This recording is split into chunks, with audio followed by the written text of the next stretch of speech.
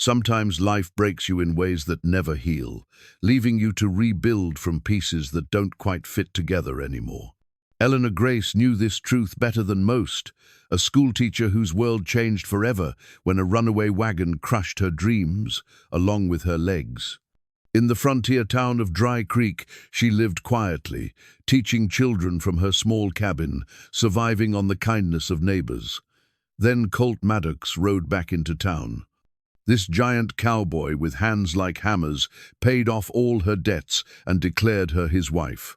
But Colt didn't want Eleanor, he wanted her land, the only water-rich property for miles around. Now Eleanor faced a choice between poverty and a marriage built on lies.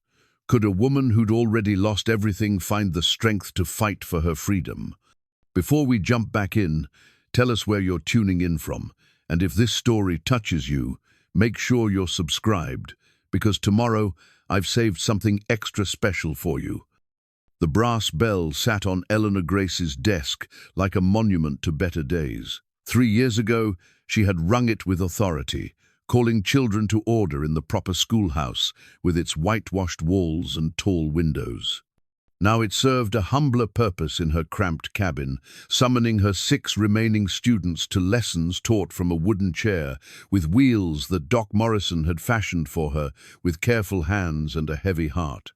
Eleanor adjusted the bell's position, a habit born of the need to control something, anything, in a life that had spun far beyond her grasp. The morning sun slanted through her single window, casting long shadows across the rough-hewn floor where little Mary Henley sat cross-legged, practicing her letters on a slate. The child's tongue poked out in concentration, and Eleanor felt that familiar warmth that teaching had always brought her, even in these reduced circumstances. "Very good, Mary," Eleanor said, her voice carrying the same gentle authority it had possessed in the old days. "Now remember, the letter G starts with a curve, not a straight line." Mary nodded solemnly, erasing her mistake with a damp cloth. At 8 years old, she was Eleanor's most dedicated pupil, walking 2 miles each way from her family's homestead just to spend 3 hours learning to read and write. Her mother, Mrs. Henley, paid for the lessons with eggs, fresh bread, or sometimes just the promise to mend Eleanor's worn dresses. It wasn't charity, Eleanor made sure of that. Every transaction carried dignity, a fair exchange between equals, even if the currency had changed from silver coins to acts of kindness. The cabin door creaked open, and Tommy Ferguson stuck his freckled face inside, his sandy hair wild from the morning wind. "Miss Eleanor, my pa says I can stay for arithmetic today, if you're willing to teach it." Eleanor smiled, though she noticed the careful way Tommy avoided looking at her legs, covered always by a quilt his own mother had sewn. Children adapted faster than adults to her condition, but they still carried that peculiar mix of curiosity and politeness that made them avert their eyes from what they didn't understand. "Of course, Tommy. Fetch your slate and sit beside Mary. We'll work on multiplication tables after she finishes her writing." As Tommy settled onto the floor, Eleanor reached for the small brass bell and gave it a gentle ring. The clear tone filled the cabin, and she saw Mary's face brighten at the familiar sound. It was such a small thing, this ritual of beginning, but it connected her present to her past, reminding her that she was still Eleanor Grace, still a teacher, still a woman with purpose.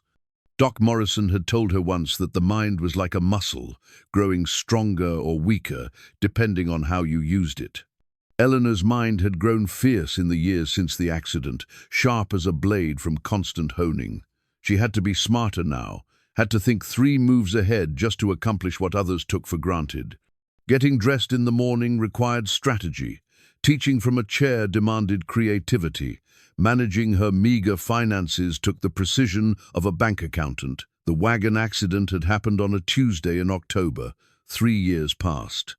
Eleanor remembered every detail with crystalline clarity, the way the autumn leaves had been gold and red against the blue sky, how the horses had spooked at a rattlesnake, the peculiar weightless moment when she'd been thrown clear before the wagon wheel rolled over her legs. She remembered Dr. Morrison's gentle hands examining her, his careful words about crushed bones and severed nerves, the way his wife had cried when they thought Eleanor couldn't hear.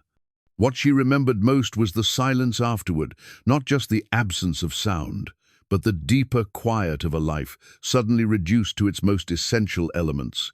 No more walking to the schoolhouse with her skirts swishing around her ankles. No more standing at the blackboard, reaching high to write lessons. No more dancing at the harvest celebrations or climbing the hill behind town to watch the sunset. In one terrible moment, her world had shrunk to the dimensions of whatever space she could reach from her chair. But Eleanor Grace had been raised by a father who believed that surrender was the only true sin, and a mother who had taught her that a woman's worth wasn't measured by her circumstances, but by her response to them. She had spent her first months of recovery learning to navigate her new reality with the same methodical approach she'd once used to teach multiplication tables. If she couldn't walk to the school, she would bring the school to her cabin. If she couldn't reach the high shelves, she would reorganize everything within arm's reach. If she couldn't dance, she would find other ways to celebrate life. The town of Dry Creek had rallied around her at first, the way small communities did when tragedy struck one of their own. Mrs. Henley had organized a fund to help with medical expenses. The blacksmith, John Ferguson, had modified her cabin door to accommodate the wheeled chair.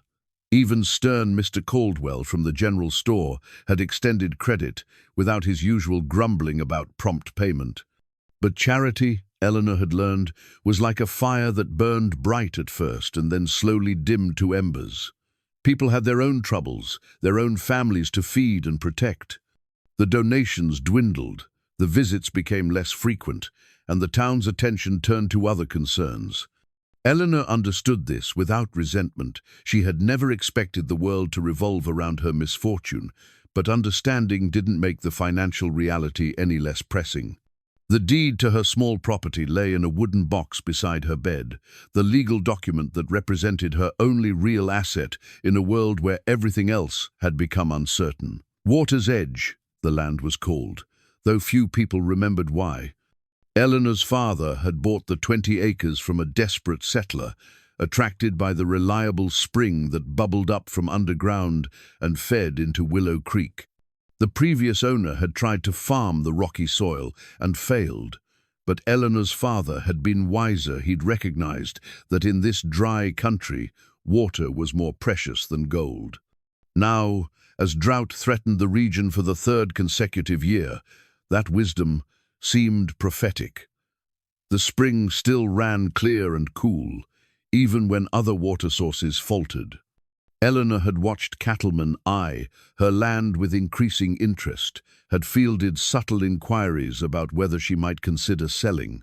She had politely declined them all, understanding instinctively that the land represented more than just financial security.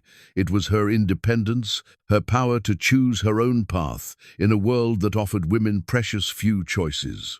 Tommy finished his slate work and held it up for inspection, his face bright with pride. Eleanor examined his arithmetic with the same careful attention she would have given to a university examination, making small marks with her pencil where he needed to carry numbers or double-check his addition. "Excellent work, Tommy. Your father will be proud when you show him these problems solved correctly." The boy beamed and carefully cleaned his slate, preparing for the next set of exercises. Mary had moved on to reading practice, sounding out words from a worn primer that Eleanor had salvaged from the abandoned schoolhouse. The official school had closed 6 months after Eleanor's accident, when the territorial government decided that Dry Creek was too small to warrant a certified teacher and a proper building. The children now had to travel 15 miles to Canyon Ridge for formal education, a journey that few families could afford to make regularly. So Eleanor's cabin school had become an unofficial necessity, filling a gap that the government had left empty. She taught the basics, reading, writing, arithmetic, and enough geography and history to help her students understand the world beyond their small town. It wasn't the comprehensive education she had once provided, but it was enough to give these children a foundation upon which to build their futures. As the morning wore on, more students arrived. Samuel Cruz brought news that his family's well was running dangerously low, and his mother wondered if Eleanor might know of any other water sources in the area. Rebecca Thompson came with a question about a word she'd encountered in her father's newspaper, and stayed to help Mary with her penmanship. Each child brought a small piece of the outside world into Eleanor's cabin, keeping her connected to the life of the community, even as her own circumstances kept her somewhat apart from it. Around noon, when the heat grew too oppressive for concentrated study, Eleanor dismissed her students with assignments to complete at home. She watched them file out into the bright sunlight, their voices carrying back to her as they scattered toward their various homes and chores. The cabin fell silent except for the ticking of her father's old clock and the distant sound of Willow Creek flowing past her property line. Eleanor rolled her chair to the window and gazed out at the landscape that had shaped her entire life. The town of Dry Creek stretched along the valley floor, its collection of weathered buildings connected by dusty roads and the shared struggles of frontier living. Beyond the town, the prairie rolled away toward distant mountains, vast and empty under the endless sky. It was beautiful in its harsh way, this land that demanded everything of the people who tried to make a life upon it. She was still sitting at the window when she heard the sound of hoofbeats approaching on the main road, a single rider, moving with the easy confidence of someone who belonged in the saddle. Eleanor didn't recognize the horse, a big bay stallion with the look of an animal that had traveled far and hard, but something about the rider's posture made her pay closer attention. The man was large, even at a distance. His shoulders filled out a dark coat that had seen better days, and his hat was pulled low against the sun. He rode like someone who had spent most of his life on horseback, moving with his mount as if they were parts of the same creature. As he drew closer to town, Eleanor could see other people emerging from their homes and businesses, drawn by the same curiosity that had captured her attention. Strangers were common enough in Dry Creek. The town sat on a cattle trail that brought drovers and drifters through on a regular basis. But something about this particular rider seemed to generate more interest than usual. Eleanor watched Mrs. Henley step out of the bakery, shading her eyes with her hand. Mr. Ferguson emerged from his blacksmith shop, hammer still in his grip. Even old Mr. Caldwell appeared in the doorway of his general store, his expression more alert than Eleanor had seen it in months. The rider reached the main street and dismounted outside the Silver Dollar Saloon with smooth, practiced motions. He tied his horse to the hitching post and removed his hat, running a hand through dark hair that needed cutting. Even from her window, Eleanor could see that he was younger than his confident bearing had suggested, perhaps in his early 30s, with the kind of weathered face that spoke of years spent under the open sky. She was about to turn away from the window when the stranger looked directly toward her cabin. For a moment that stretched longer than it should have, their eyes met across the distance. Eleanor felt a peculiar jolt, as if lightning had touched down somewhere close by. The man's gaze was steady, measuring, and somehow familiar, though she was certain they had never met. Then he replaced his hat and pushed through the saloon doors, disappearing into the building's cool shadows. Eleanor remained at the window, though the street had returned to its usual quiet rhythm. Something about that brief exchange had unsettled her in a way she couldn't quite name. It wasn't fear, exactly, but a sense of change approaching the way the air felt before a thunderstorm, charged with possibility and threat in equal measure. The brass bell on her desk caught the afternoon light, throwing small rainbows across the cabin walls. Eleanor reached for it and gave it one soft ring, the sound somehow less comforting than it had been that morning. Change was coming to Dry Creek. She could feel it in her bones, the way some people felt weather. Whether that change would bring salvation or ruin remained to be seen. The stranger's name was Colt Maddox, and by sunset, every soul in Dry Creek knew it. Eleanor learned this from Mrs. Henley, who arrived at her cabin door with a basket of still warm bread and gossip that seemed to burn even hotter. "Maddox," Mrs. Henley repeated, settling her considerable bulk into Eleanor's spare chair with the satisfaction of someone delivering momentous news. "That's what he told Sam at the saloon. Claims he's been working cattle drives down in Texas, but folks remember his family used to have a spread north of here.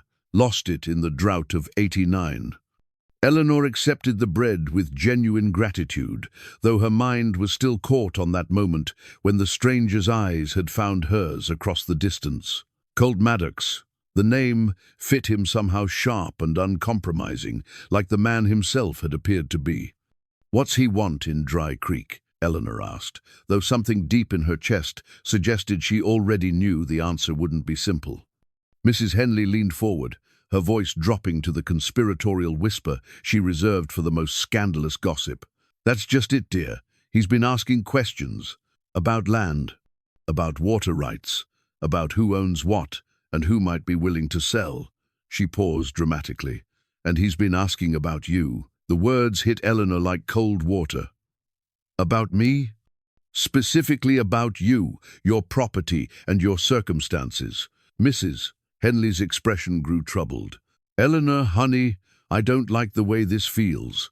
A man like that doesn't ride into town asking questions unless he's got plans." Eleanor's hands tightened on the wheels of her chair.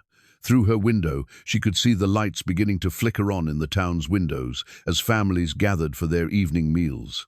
It looked peaceful, ordinary, but Mrs. Henley's words had introduced a discordant note that made everything feel suddenly fragile. "What sort of plans could he have with me? I barely have enough money to feed myself, let alone interest a cattle driver." Mrs. Henley reached across and patted Eleanor's hand with maternal concern. "Oh, child, sometimes I think you don't realize what you have. That spring of yours, that water, it's worth more than money in a drought year, and everyone knows it but you." Before Eleanor could respond, the sound of heavy boots on her porch steps made both women fall silent. Mrs. Henley's face went pale, and Eleanor felt her heart begin to race. The footsteps had a deliberate quality, unhurried but purposeful, like someone who had all the time in the world and intended to use it. A knock came at the door, 3 solid raps that seemed to echo through the small cabin. Eleanor looked at Mrs. Henley, who was already rising from her chair with the protective instincts of a mother hen. "I'll send him on his way," Mrs. Henley whispered, but Eleanor shook her head. "No. If he has business with me, I'd rather know what it is." Eleanor rolled her chair to the door and opened it to find Colt Maddox standing on her porch, hat in hand, looking even larger up close than he had from her window. He was well over 6 feet tall, with shoulders that strained the seams of his dark coat and hands that appeared capable of crushing stone. His face was weathered but not unkind, marked by years of sun and wind, but softened by eyes that were a surprising shade of deep blue. "Miss Grace," he said, his voice carrying the slight drawl of someone who had spent time in the Southern Territories. "I'm Colt Maddox. I was hoping we might have a word." Eleanor studied his face, searching for some hint of his intentions. He had removed his hat out of respect, she noticed, and his posture was polite, despite his intimidating size. Still, there was something in his manner that suggested this conversation was inevitable rather than optional. "Mr. Maddox," she replied, keeping her voice steady. "I understand you've been asking questions about me around town." A ghost of a smile crossed his features. "Word travels fast in a small place. Yes, ma'am, I have. Might I come in? What I have to say isn't really porch conversation."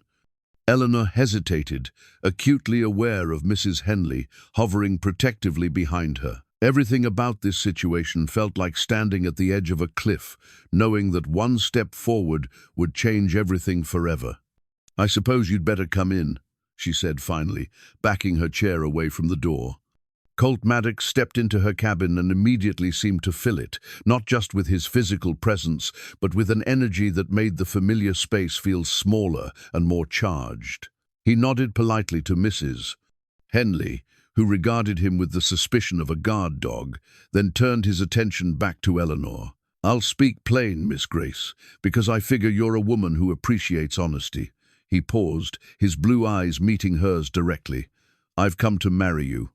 The words fell into the cabin like stones into still water, creating ripples of shock that seemed to reach every corner of the room. "Mrs." Henley gasped audibly, and Eleanor felt as if the air had been sucked from her lungs. "I beg your pardon?" Eleanor managed, certain she had misheard. "I've come to marry you," Colt repeated calmly, as if he were discussing the weather. "I know it sounds sudden, but I've given this considerable thought. You need security, and I need what you have to offer." Eleanor's mind reeled. "Mr. Maddox, I don't know what you think I have to offer, but I can assure you that marriage is not something I'm considering. With anyone." Colt reached into his coat and withdrew a folded paper, which he held out to her. Eleanor hesitated before taking it, and as she unfolded the document, her heart sank. It was a statement of debt, itemizing every loan, every extended credit, every favor that had kept her afloat over the past 3 years. The final figure at the bottom made her hands tremble. "How did you get this?" she whispered. "I bought your debts, Miss Grace. Every last one of them. From Doc Morrison's medical bills to Mr. Caldwell's store credit. It's all mine now, and according to the terms, it's all due immediately." Eleanor stared at the paper, the numbers blurring as she tried to process what this meant.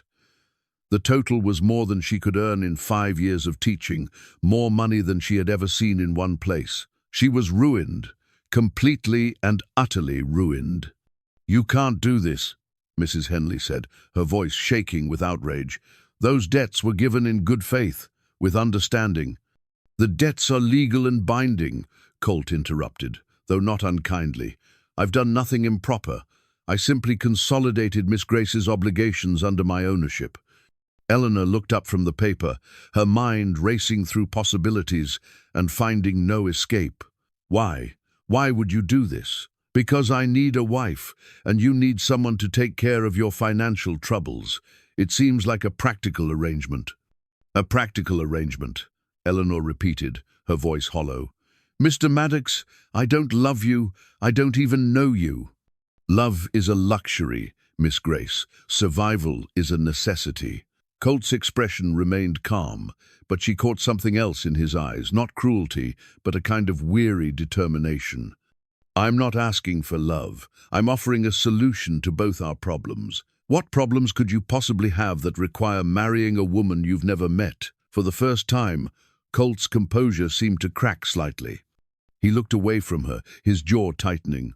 "Let's just say that a man in my position benefits from appearing settled and respectable." Eleanor felt a chill of understanding. "You're in trouble. With the law."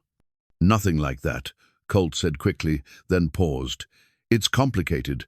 There are people who need to see that I have roots, responsibilities. A wife provides that appearance." Mrs. Henley stepped forward, her face flushed with anger. "Eleanor, you don't have to listen to this. We'll find another way." "What other way?" Eleanor asked quietly, still staring at the debt statement. "Mrs. Henley, look at these numbers. Even if the whole town contributed, we couldn't raise this kind of money.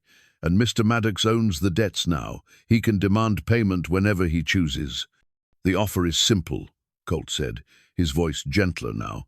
"Marry me, and the debts disappear. You keep your land, your home, your independence. In return, you provide me with the respectability of marriage. And if I refuse, then I'll have no choice but to collect what's owed. The land would have to be sold to cover the debts. You'd lose everything." Eleanor closed her eyes, feeling the walls of her small world closing in around her. She had fought so hard to maintain her dignity, her independence, her sense of self-worth after the accident.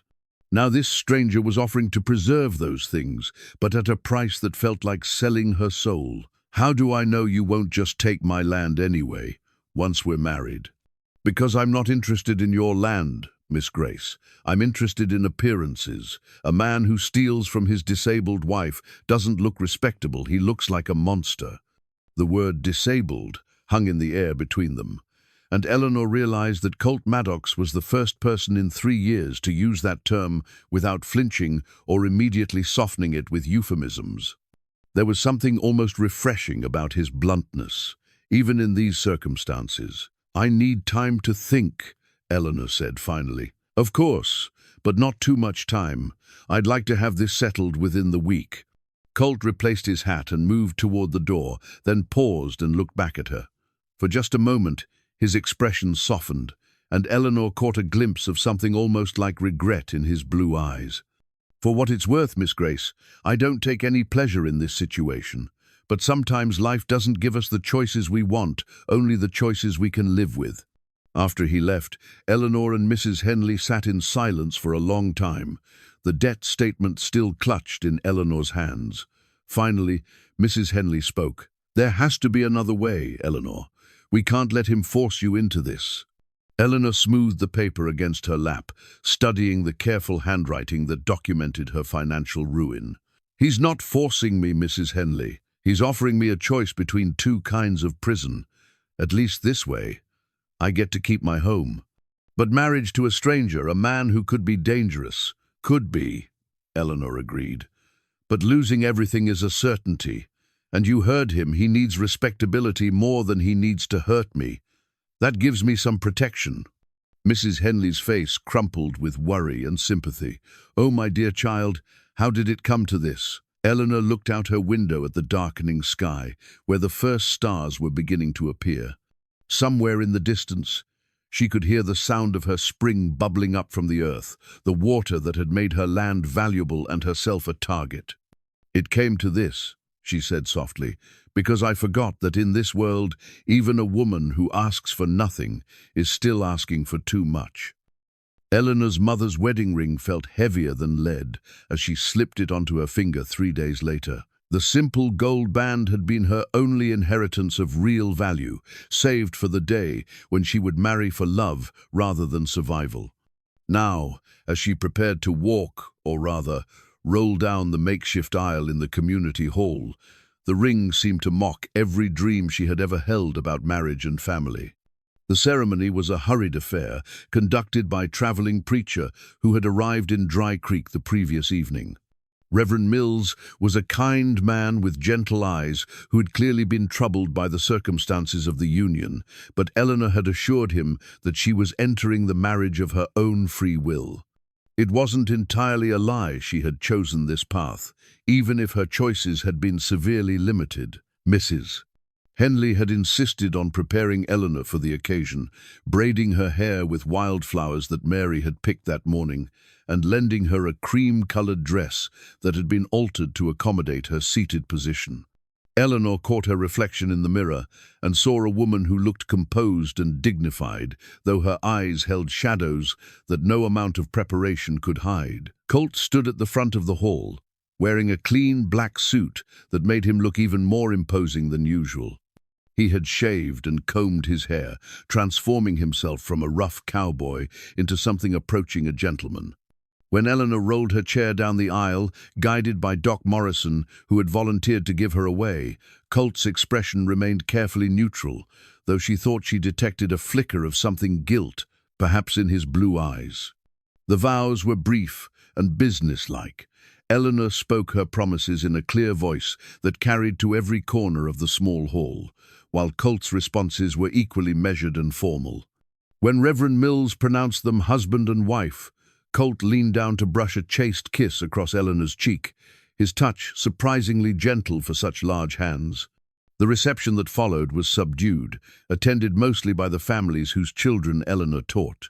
People offered congratulations that felt forced and concerned glances that felt genuine. Eleanor accepted their well wishes with grace, playing the role of a satisfied bride, even as part of her soul seemed to shrivel with each false smile. Colt said little during the celebration, standing beside her chair with the patience of a man accustomed to waiting. He spoke politely to anyone who approached, but Eleanor noticed that his answers were carefully non-committal, revealing nothing about his plans or intentions beyond the marriage itself. As the afternoon wore on, reality began to settle around Eleanor like a heavy blanket. She was married now, bound by law and custom to a man she barely knew. Tonight, she would leave her familiar cabin and move to Colt's ranch house, trading her independence for financial security and the protection of his name. The ranch house sat 3 miles outside of town, a sturdy structure built of local stone and timber. Colt had driven her there in a wagon modified with a ramp that allowed her to transfer from her chair more easily, a consideration that surprised her with its thoughtfulness. As they approached the house, Eleanor could see that it was larger than her cabin, but showed signs of neglect, as if its owner had been absent for long periods. "The house needs work," Colt said, breaking the silence that had stretched between them during the drive. "I've been on the trail for most of the past 2 years. Haven't had time for proper maintenance."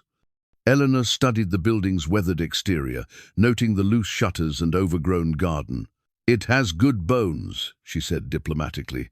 "A house just needs someone to care for it. That's what I'm hoping." Something in his tone made her look at him more closely, but his expression remained unreadable as he guided the wagon up to the front porch. The ramp he had built was clearly new, the wood still pale and unweathered. He had planned for her arrival, she realized, planned for the practicalities of living with a wife who couldn't walk. Inside, the house was spartanly furnished but clean. The main room contained a fireplace, a dining table, and several chairs that looked handmade. A kitchen area occupied one corner, equipped with a wood-burning stove and basic cookware. Colt had clearly made an effort to prepare the space, though it still felt more like a temporary camp than a home. "Your room is through there," Colt said, indicating a door near the kitchen. "I've set it up so you can manage everything from your chair. There's a bell by the bed if you need anything during the night." Eleanor rolled to the doorway and peered inside. The room was small but adequate, with a narrow bed, a dresser, and a window that looked out toward the distant mountains. Colt had installed rails along the walls to help her navigate, and the bed was positioned at a height that would allow her to transfer from her chair. "Thank you," she said, genuinely touched by the considerations he had made. "This is thoughtful." "I'm not a monster, Eleanor," Colt said quietly. "This arrangement benefits both of us, but that doesn't mean I intend to make you miserable." It was the first time he had used her given name, and hearing it in his deep voice created an unexpected intimacy that made her cheeks warm. She turned her chair to face him, studying his expression in the lamplight. "What do you expect from this marriage, Colt? What are the rules we're living by?" He considered her questions seriously, leaning against the doorframe with his arms crossed. "I expect respect and cooperation. You'll maintain the appearance of being a willing wife when we're in public. Beyond that, your time is your own. You can continue teaching if you want. The children can come here instead of to your cabin." "And what about—" Eleanor hesitated, then forced herself to continue. "What about the physical aspects of marriage?" Colt's expression didn't change, but she saw his hands tighten slightly on his arms. "That's not part of this arrangement unless you decide otherwise. Your privacy and your choices remain your own."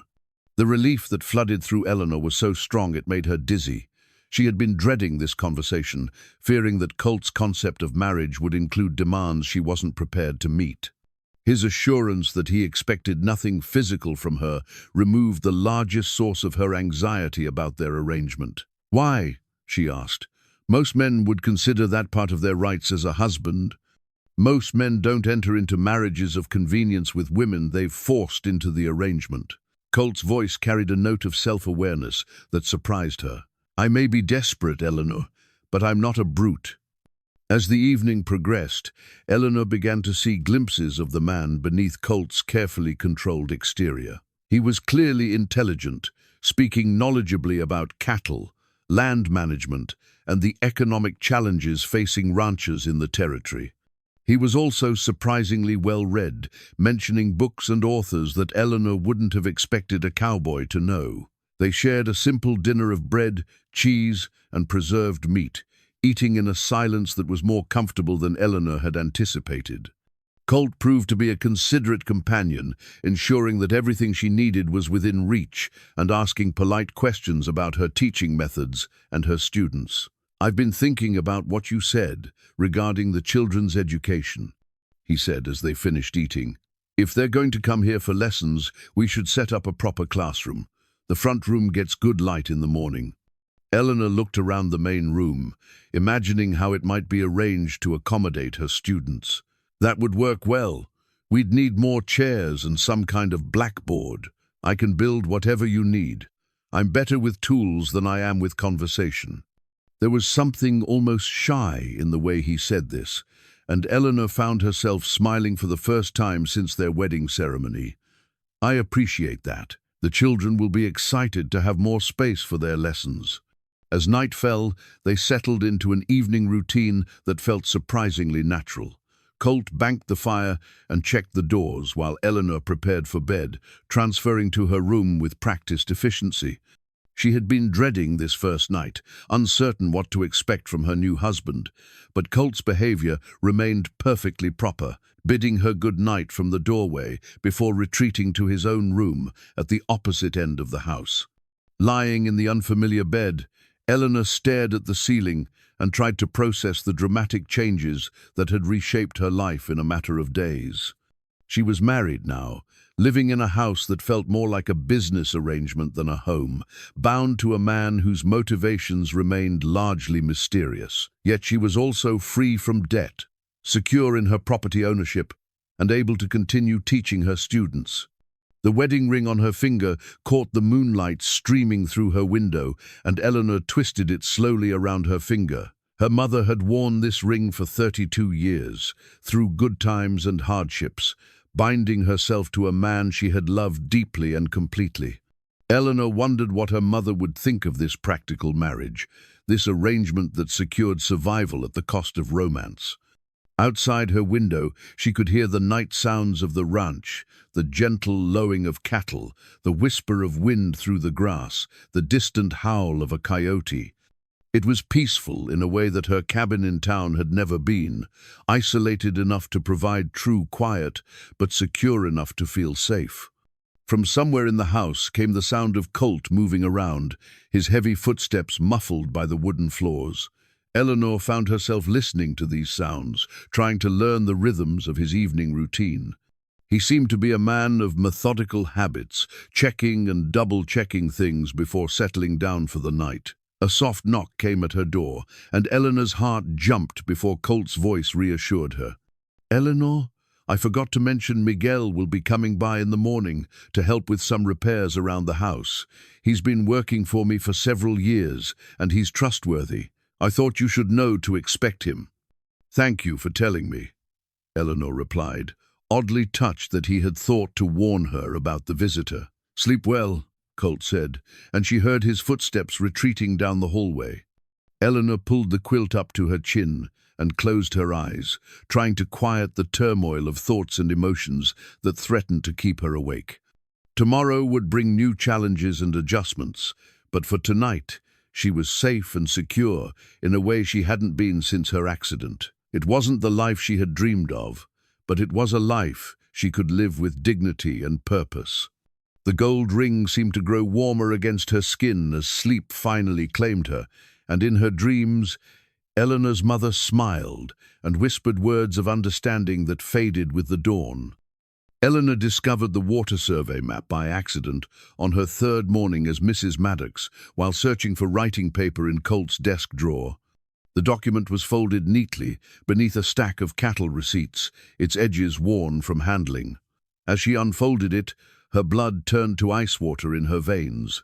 The map showed her property, Water's Edge, in meticulous detail, including the spring, the creek bed, and underground water channels she hadn't even known existed. Someone had marked the survey with measurements, calculations, and notes about water flow rates during different seasons. But what made Eleanor's hands tremble was the date on the map. It was nearly 6 months old, created long before Colt had ever approached her about marriage. She stared at the document, her mind racing through the implications. This wasn't the impulsive decision of a desperate man. It was a carefully planned campaign. Colt had been studying her property, analyzing its water resources, and plotting his approach for months. The marriage proposal, the bought debts, even his knowledge of her financial troubles, all of it had been orchestrated with the precision of a military operation. "Mrs. Maddox?" A gentle voice from the kitchen doorway made Eleanor start. Miguel Vasquez stood there with his hat in his hands, his weathered face creased with concern. "Are you all right?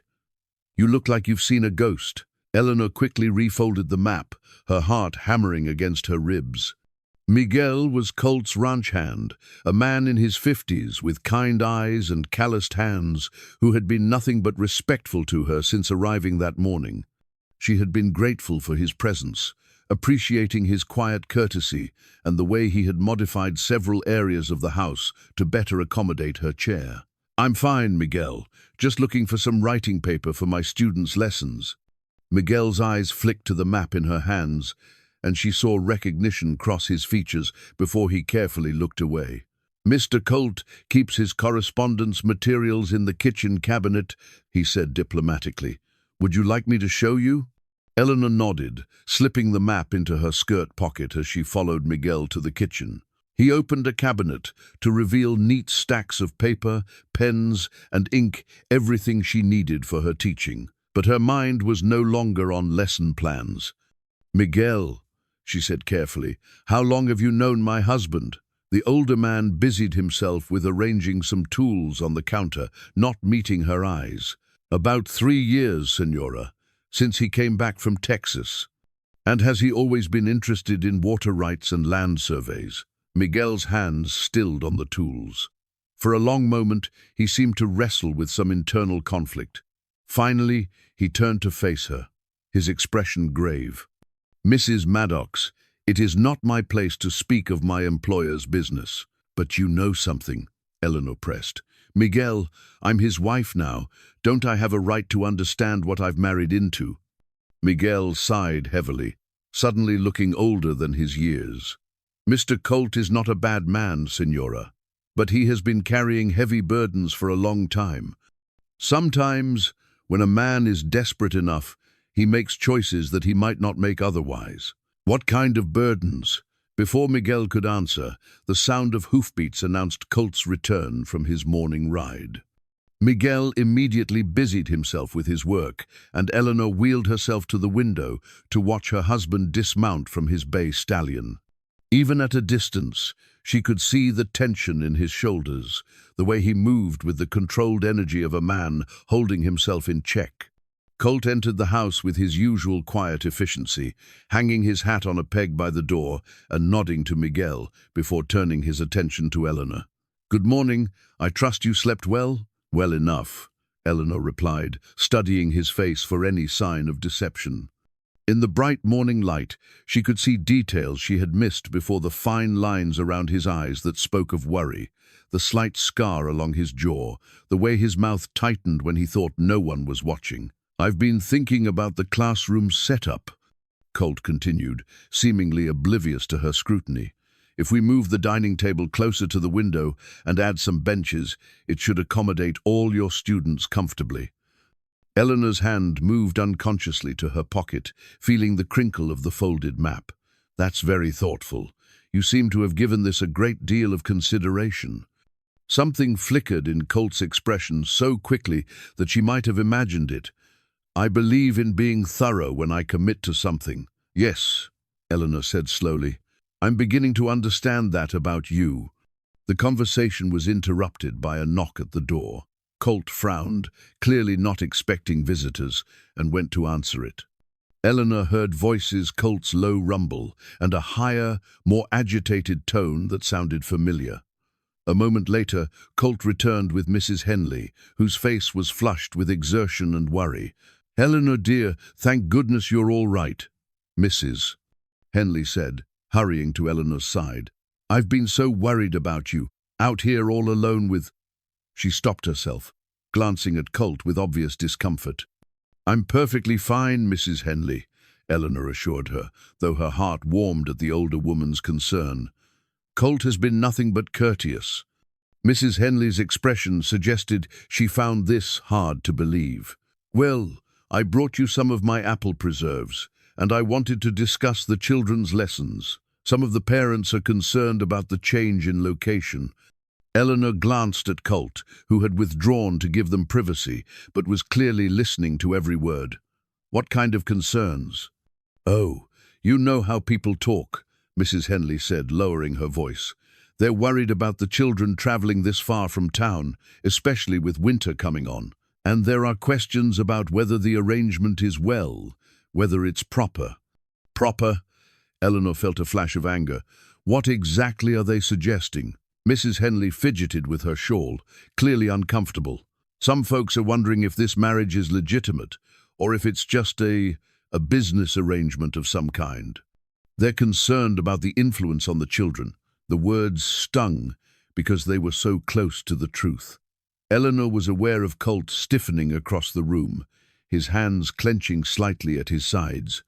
The fiction of their happy marriage was apparently not as convincing as they had hoped. "The marriage is completely legitimate," Eleanor said firmly. "Whatever arrangement Colt and I have made is between us, and it doesn't affect my ability to teach their children." "Of course, dear. I didn't mean to suggest otherwise. It's just that people are talking, and people always talk, Mrs. Henley," Colt interjected, moving back toward them with deliberate calm. "Usually about things they don't understand. My wife's reputation is impeccable, and anyone who suggests otherwise will answer to me." There was something quietly menacing in the way he said this, and Mrs. Henley actually took a step backward. Eleanor felt a complex mix of emotions, gratitude that he was defending her, but also unease at the implied threat in his words. "I'm sure Mr. Maddox didn't mean that the way it sounded," Eleanor said diplomatically. "Mrs. Henley, please tell the parents that the children are welcome to continue their lessons here, but I understand if some families prefer to make other arrangements."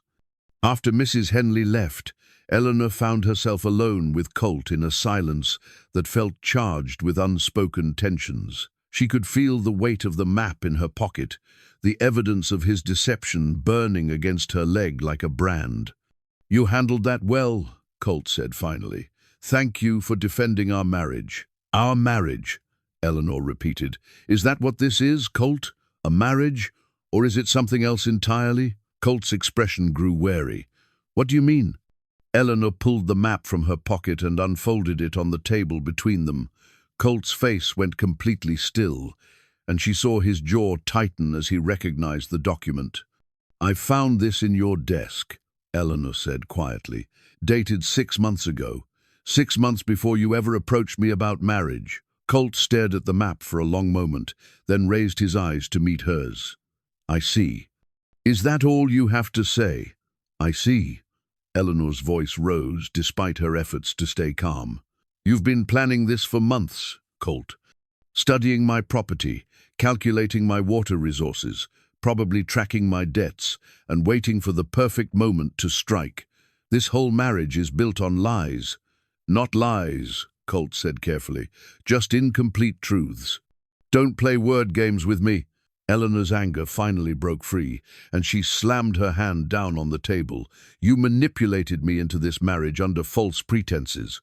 You made me believe you were desperate and impulsive when you're actually calculating and methodical.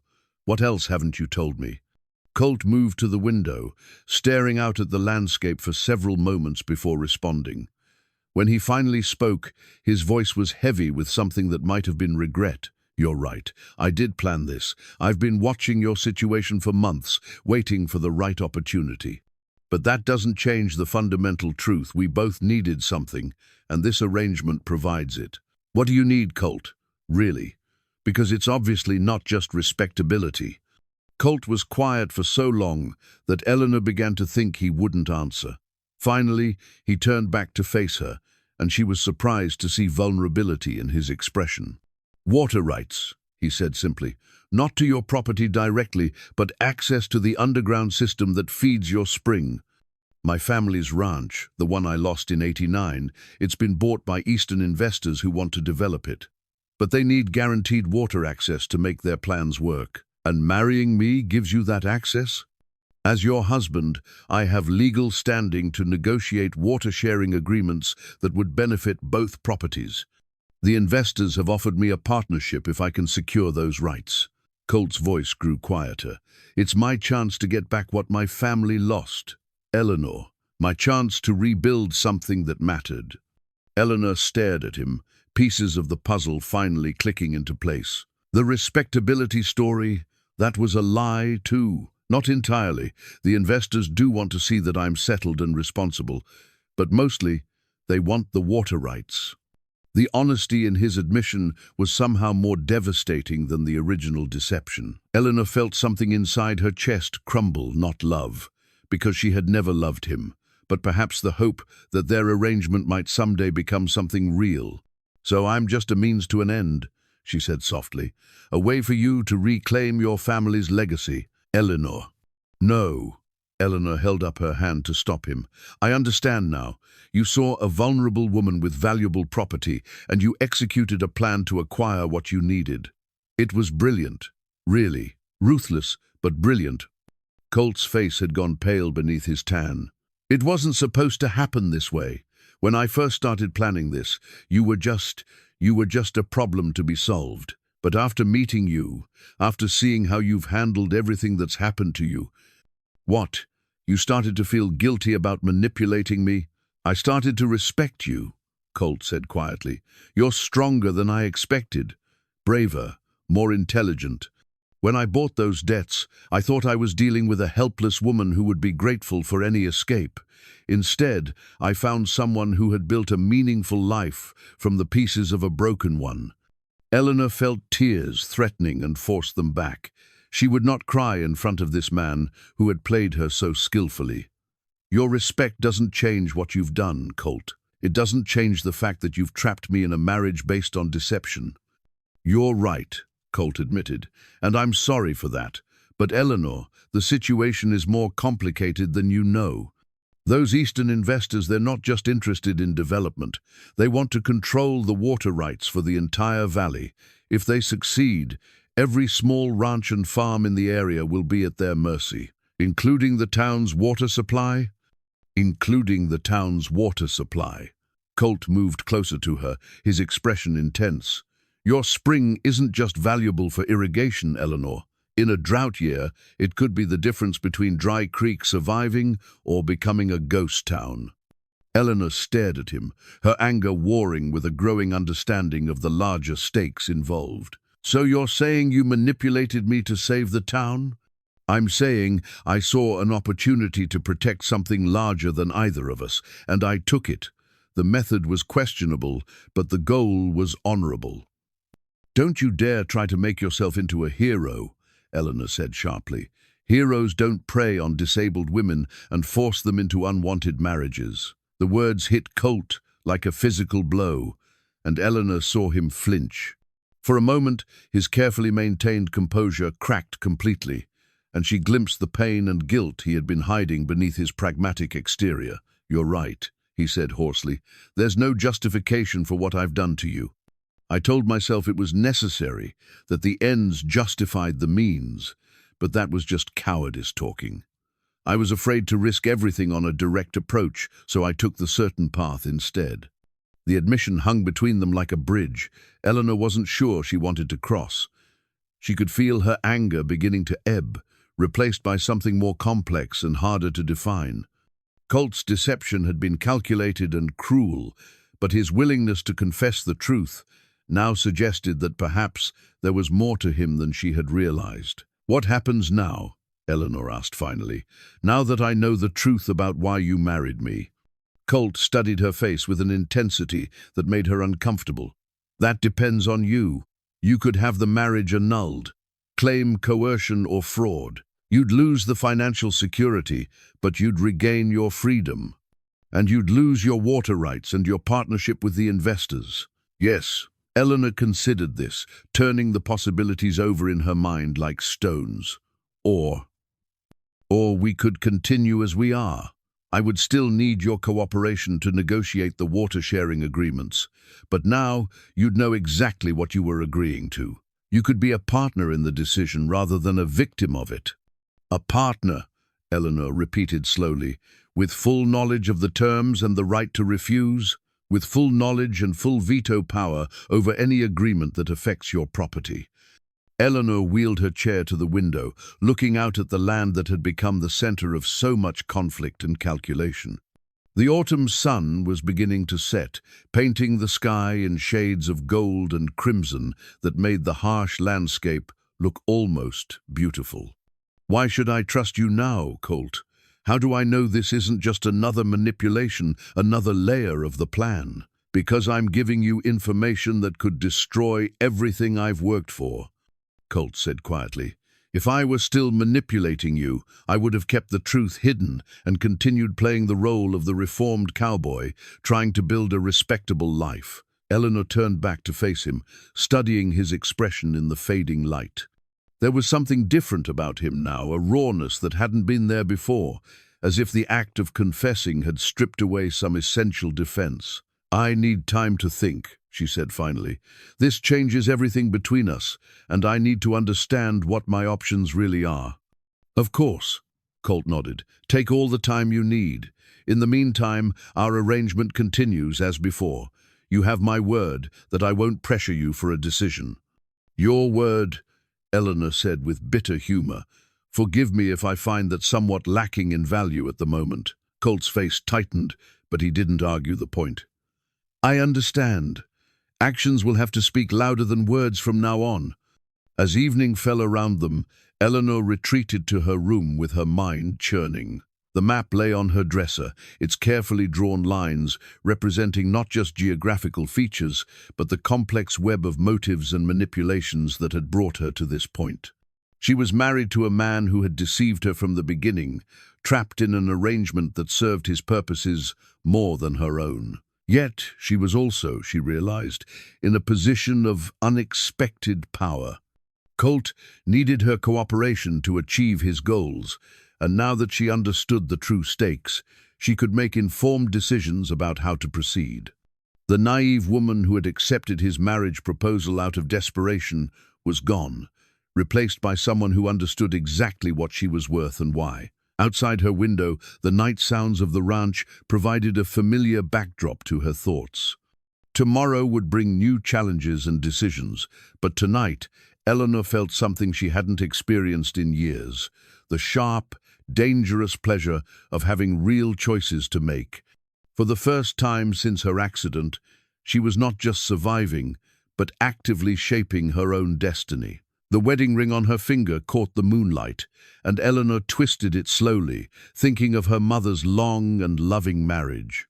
Perhaps this arrangement would never become what her parents had shared, but it might become something else entirely, a partnership built on mutual need and grudging respect rather than love and trust. It wasn't the life she had dreamed of, but it was a life she could live with dignity and purpose. And now, at least, she would be living it with her eyes wide open. The carved wooden horse sat on Eleanor's new classroom table like a sentinel from another life. Her father had whittled it during the long winter evenings of her childhood, his weathered hands shaping the pine with patient strokes, while Eleanor watched from her place by the fireplace. Now, as she arranged the makeshift classroom in Colt's front room, the small figure seemed to represent everything she had lost and everything she was fighting to preserve. 3 weeks had passed since her confrontation with Colt about the water survey map, 3 weeks of careful politeness and unspoken tensions. They moved around each other in the house like dancers, following an intricate choreography designed to maintain distance while sharing the same space. Colt kept his word about not pressuring her for a decision, but Eleanor could feel his watchful attention in the way he looked at her when he thought she wasn't aware. The children had begun arriving for lessons, despite the concerns their parents had expressed to Mrs. Henley. Mary was first, as always, carrying her slate, and wearing the serious expression that made her seem older than her 8 years. Tommy Ferguson followed, his freckled face bright with curiosity about the ranch and its animals. One by one, the others trickled in, until Eleanor had 6 students arranged on the benches that Colt had built with his own hands. "Miss Eleanor," Mary said, raising her hand with the formal politeness Eleanor had taught her, "my mama wants to know if you're happy living out here." Eleanor paused in writing arithmetic problems on the slate board Colt had mounted on the wall. The question was innocent enough, but she could hear the adult concerns behind it, the same worries that had driven Mrs. Henley's visit. "I'm content, Mary," Eleanor said carefully. "This is my home now, and I'm grateful to have you all here for lessons." "My pa says Mr. Maddox is dangerous," piped up Samuel Cruz, the youngest at 6 years old. "Says he's got a reputation." "Samuel," Eleanor said gently but firmly, "it's not polite to repeat gossip, especially about someone who has opened his home to your education." She caught movement in the doorway and saw Colt standing there, his expression unreadable as he listened to the children's chatter. He had returned early from checking the cattle, and Eleanor wondered how much of the conversation he had overheard. "Mr. Maddox," she said, "would you like to meet my students properly?" Colt hesitated, then stepped into the room with the careful movements of a large man, trying not to frighten small children. The students regarded him with wide eyes, taking in his imposing height and broad shoulders with the frank curiosity of youth. "Children, this is my husband, Mr. Maddox. He's the one who built these benches and the board you're learning from." "You're really big," Mary observed with typical childhood directness. A smile tugged at the corner of Colt's mouth. "Yes, I suppose I am. My mother used to say I got more than my share of growing." "Can you lift a whole cow?" Tommy asked, his eyes bright with wonder. "Not a whole cow," Colt replied seriously, "but I can lift a calf if it needs help." The children peppered him with questions about the ranch, the cattle, and his life on the trail. Eleanor watched with growing amazement as Colt patiently answered each query, his voice gentling as he spoke to them. This was a side of her husband she had never seen, patient, almost tender, with none of the controlled tension that characterized his interactions with adults. "Do you know how to read?"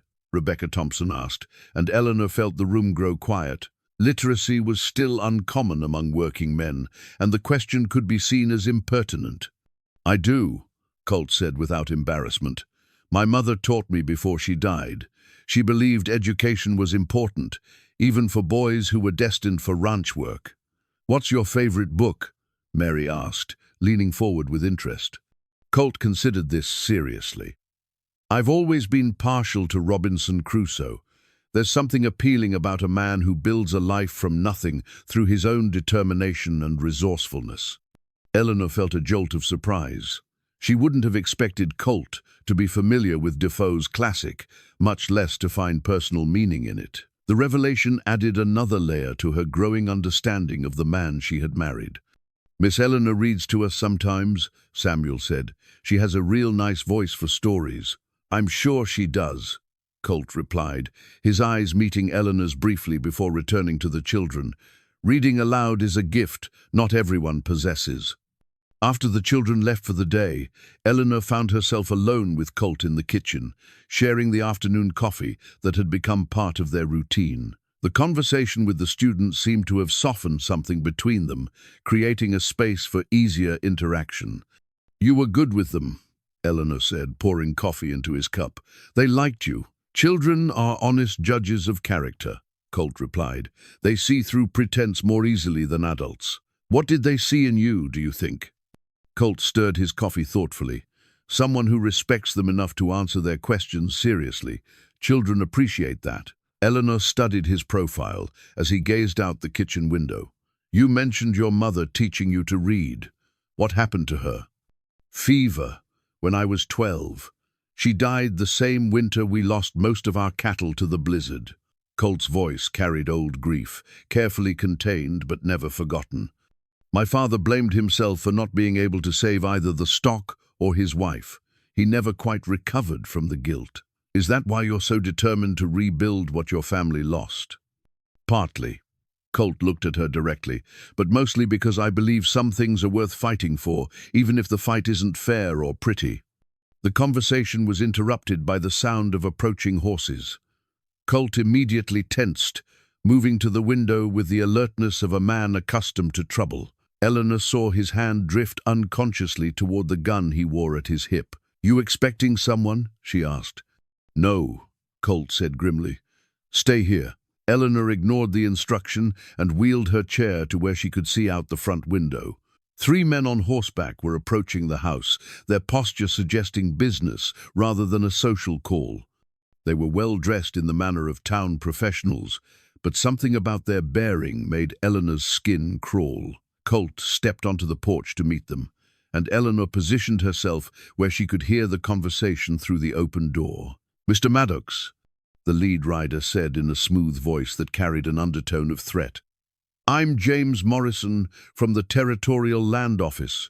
These are my associates, Mr. Barnes and Mr. Kelly." Eleanor's blood chilled. This wasn't the kindly Doc Morrison she knew. This was someone else entirely, someone with official authority and unclear motives. "What can I do for you, gentlemen?" Colt's voice was carefully neutral. "We're here about some irregularities in the water rights documentation for this area," Morrison said, dismounting with practiced ease. "It seems there may be some questions about the validity of certain claims." "What kind of questions?" Morrison pulled a leather portfolio from his saddlebag and withdrew several official-looking documents. "Questions about whether certain recent marriages constitute valid grounds for transferring water rights between properties." Eleanor felt her heart begin to race. This was about her marriage to Colt and the water rights that came with it. Someone was challenging their arrangement, and the implications were terrifying. "My marriage is completely legal," Colt said evenly, "performed by a licensed minister and properly recorded." "Oh, the marriage itself isn't in question," Morrison replied with a smile that never reached his eyes. "It's the motivations behind it that concern us. The territorial government takes a dim view of marriages of convenience designed to circumvent water rights regulations. On whose authority are you investigating this matter?" Morrison's smile widened. "Let's just say that certain interested parties have raised concerns about the concentration of water resources in private hands during a time of regional drought." Eleanor felt pieces clicking together in her mind. The Eastern investors Colt had mentioned, they weren't just interested in partnership. They were actively working to undermine his position, using official channels to challenge his access to her water rights.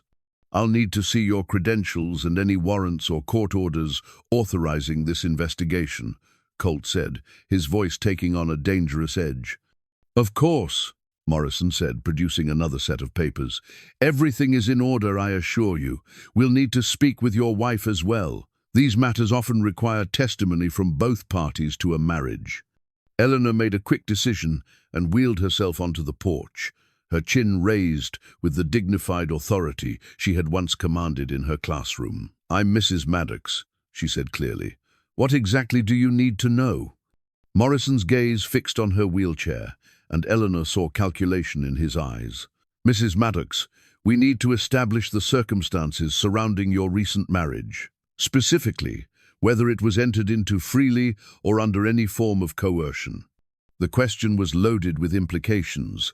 If Eleanor claimed coercion, it could invalidate the marriage and strip Colt of any claim to her water rights. It could also free her from an arrangement she had entered under false pretenses. All she had to do was tell the truth about Colt's manipulation, and she would be free. But freedom would come at a price. Without Colt's protection, she would be vulnerable to these same men and their unnamed interested parties. Her water rights would become a target for whoever had sent Morrison and his associates. She would be alone again, facing threats she was ill-equipped to handle. "My marriage was entered into freely," Eleanor said firmly, reaching over to place her hand on Colt's arm. "My husband and I may have had practical considerations, but that's true of many frontier marriages. No one forced me to do anything." She felt Colt's muscles relax slightly under her touch, and saw Morrison's expression tighten with frustration. "I see," Morrison said, "and you're aware of the value of your water rights and how they might benefit your husband's business interests." "I'm aware that my husband is an honorable man who married me despite my disability, not because of my property," Eleanor replied, allowing steel to enter her voice. "If you're suggesting otherwise, I'd like to see your evidence." Morrison studied her for a long moment, clearly reassessing his approach. "Of course not, Mrs. Maddox. We're simply conducting a routine investigation to ensure that all water rights transfers are properly documented and legitimate." "Then you'll find everything in order," Colt said. "Unless you have specific charges to bring or warrants to serve, I believe your business here is concluded." Morrison and his associates remounted their horses, but the threat in their departure was unmistakable. "We'll be in touch, Mr. Maddox. This investigation is far from over." After they rode away, Eleanor and Colt stood on the porch in silence, watching the dust cloud settle in the distance. Finally, Colt turned to her with an expression of gratitude and something deeper. "Thank you," he said quietly. "You didn't have to do that." "Yes, I did," Eleanor replied, still staring down the road, "because whatever problems we have between us, those men represent something much worse." "What do you mean?" Eleanor looked at him directly, her resolve crystallizing in the face of external threat. "I mean that I've made my decision, Colt. I'm your partner now, not your victim. And anyone who wants to take what's ours will have to go through both of us." Eleanor's journal lay open on her dresser, its pages filled with careful observations and growing revelations about the man she had married. What had begun as a simple record of daily events had evolved into something more complex, a map of her own, changing understanding, and an anchor for her sanity in a situation that grew more complicated by the day. October 15th. Colt found Miguel's young son Carlos caught in a flash flood near the creek. Spent 3 hours in the cold water rescuing the boy and getting him to safety. When I thanked him, he looked genuinely puzzled, as if risking his life for a child was simply what any decent person would do. There are depths to this man I'm only beginning to glimpse.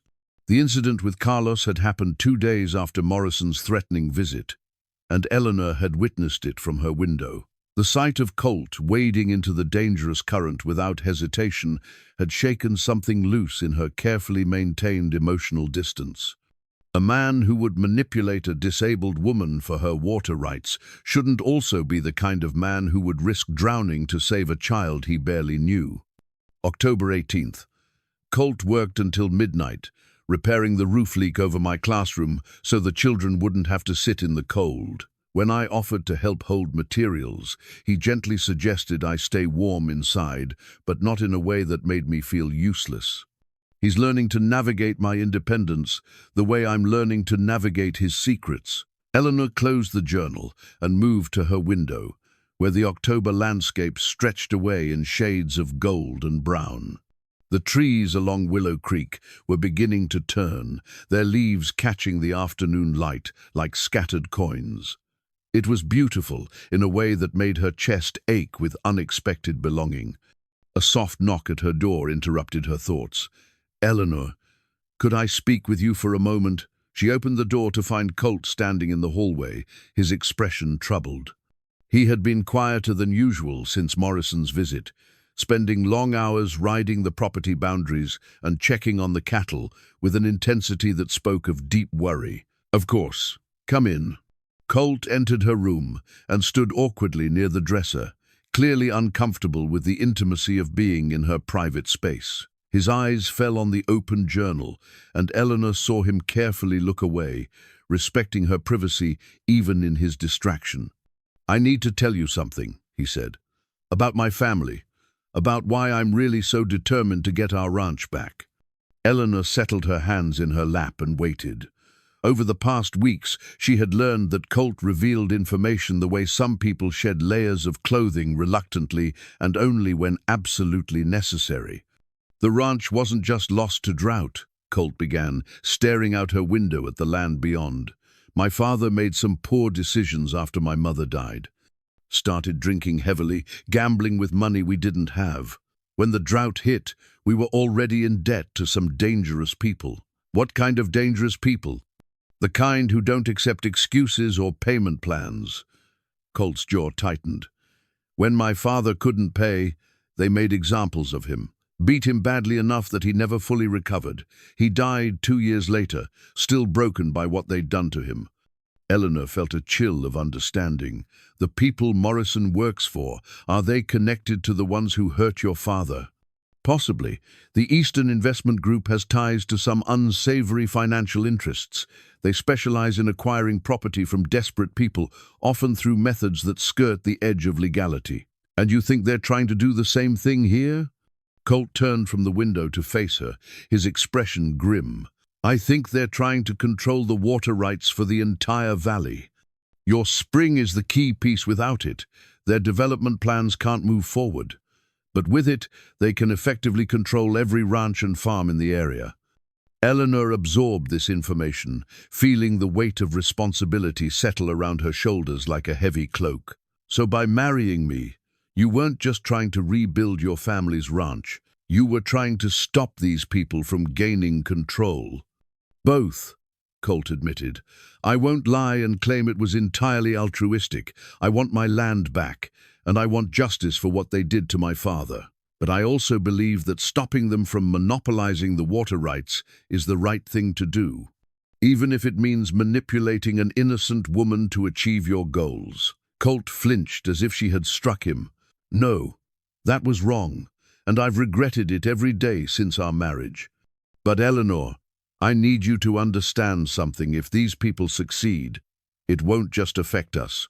Every family in Dry Creek will be at their mercy. Eleanor wheeled her chair closer to where he stood, studying his face in the fading light. What exactly are you asking me to do? I'm asking you to stay, to fight this with me instead of walking away. I know I have no right to ask that after what I've done, but, Colt, Eleanor's voice was gentle but firm, I already told Morrison that I'm your partner. I meant it. Relief flooded across Colt's features, so profound that Eleanor realized he had been genuinely afraid she would abandon him. The vulnerability in his expression touched something deep in her chest, a place she had thought was permanently hardened against this man. Thank you, he said quietly. I promise you won't regret trusting me. I'm not trusting you, Eleanor replied. I'm trusting the situation. These people threaten everything I care about: my students, my community, my independence. Fighting them serves my interests as much as yours. Colt nodded, though she thought she detected disappointment beneath his acceptance. Fair enough. What do you need to know about what we're facing? Everything. If I'm going to be your partner in this, I need to understand all the pieces. They spent the next hour going over documents and maps that Colt retrieved from his hidden strongbox. Eleanor learned about water rights law, development contracts, and the complex web of financial interests that surrounded their small corner of the territory. The scope of the threat was larger than she had imagined, but so was the potential for resistance. The key, Colt explained, pointing to a legal document, is that water rights transfers require the consent of both spouses. As long as we're married and in agreement, they can't force a sale or transfer. But they can make our lives very difficult. They already are. Morrison's visit was just the beginning. They'll try intimidation, legal challenges, maybe even violence, if they get desperate enough. Eleanor felt a shiver of fear, but also a strange exhilaration. For the first time since her accident, she was facing a challenge that had nothing to do with her disability. She was needed, not in spite of her limitations, but because of her strengths, her intelligence, her legal rights, and her determination. What's our next move? She asked. Colt looked at her with something approaching admiration. We need to strengthen our legal position. I want to consult with a lawyer in Canyon Ridge, someone who specializes in territorial water law. But first, I need to ask you something. What? Are you prepared for this to get dangerous? Because once we start fighting back openly, these people will see us as serious threats. Eleanor thought of Carlos, struggling in the floodwaters, of Mary's bright face as she practiced her letters, of the peaceful life Dry Creek had built along the creek that bore its name. All of it depended on the spring that bubbled up from her land, the water that had become both blessing and curse. "I've been in danger since the day you married me," she said firmly. "At least now I know what I'm fighting for." A smile ghosted across Colt's features, the first genuine smile she had seen from him since their wedding day. "You're remarkable, you know that?"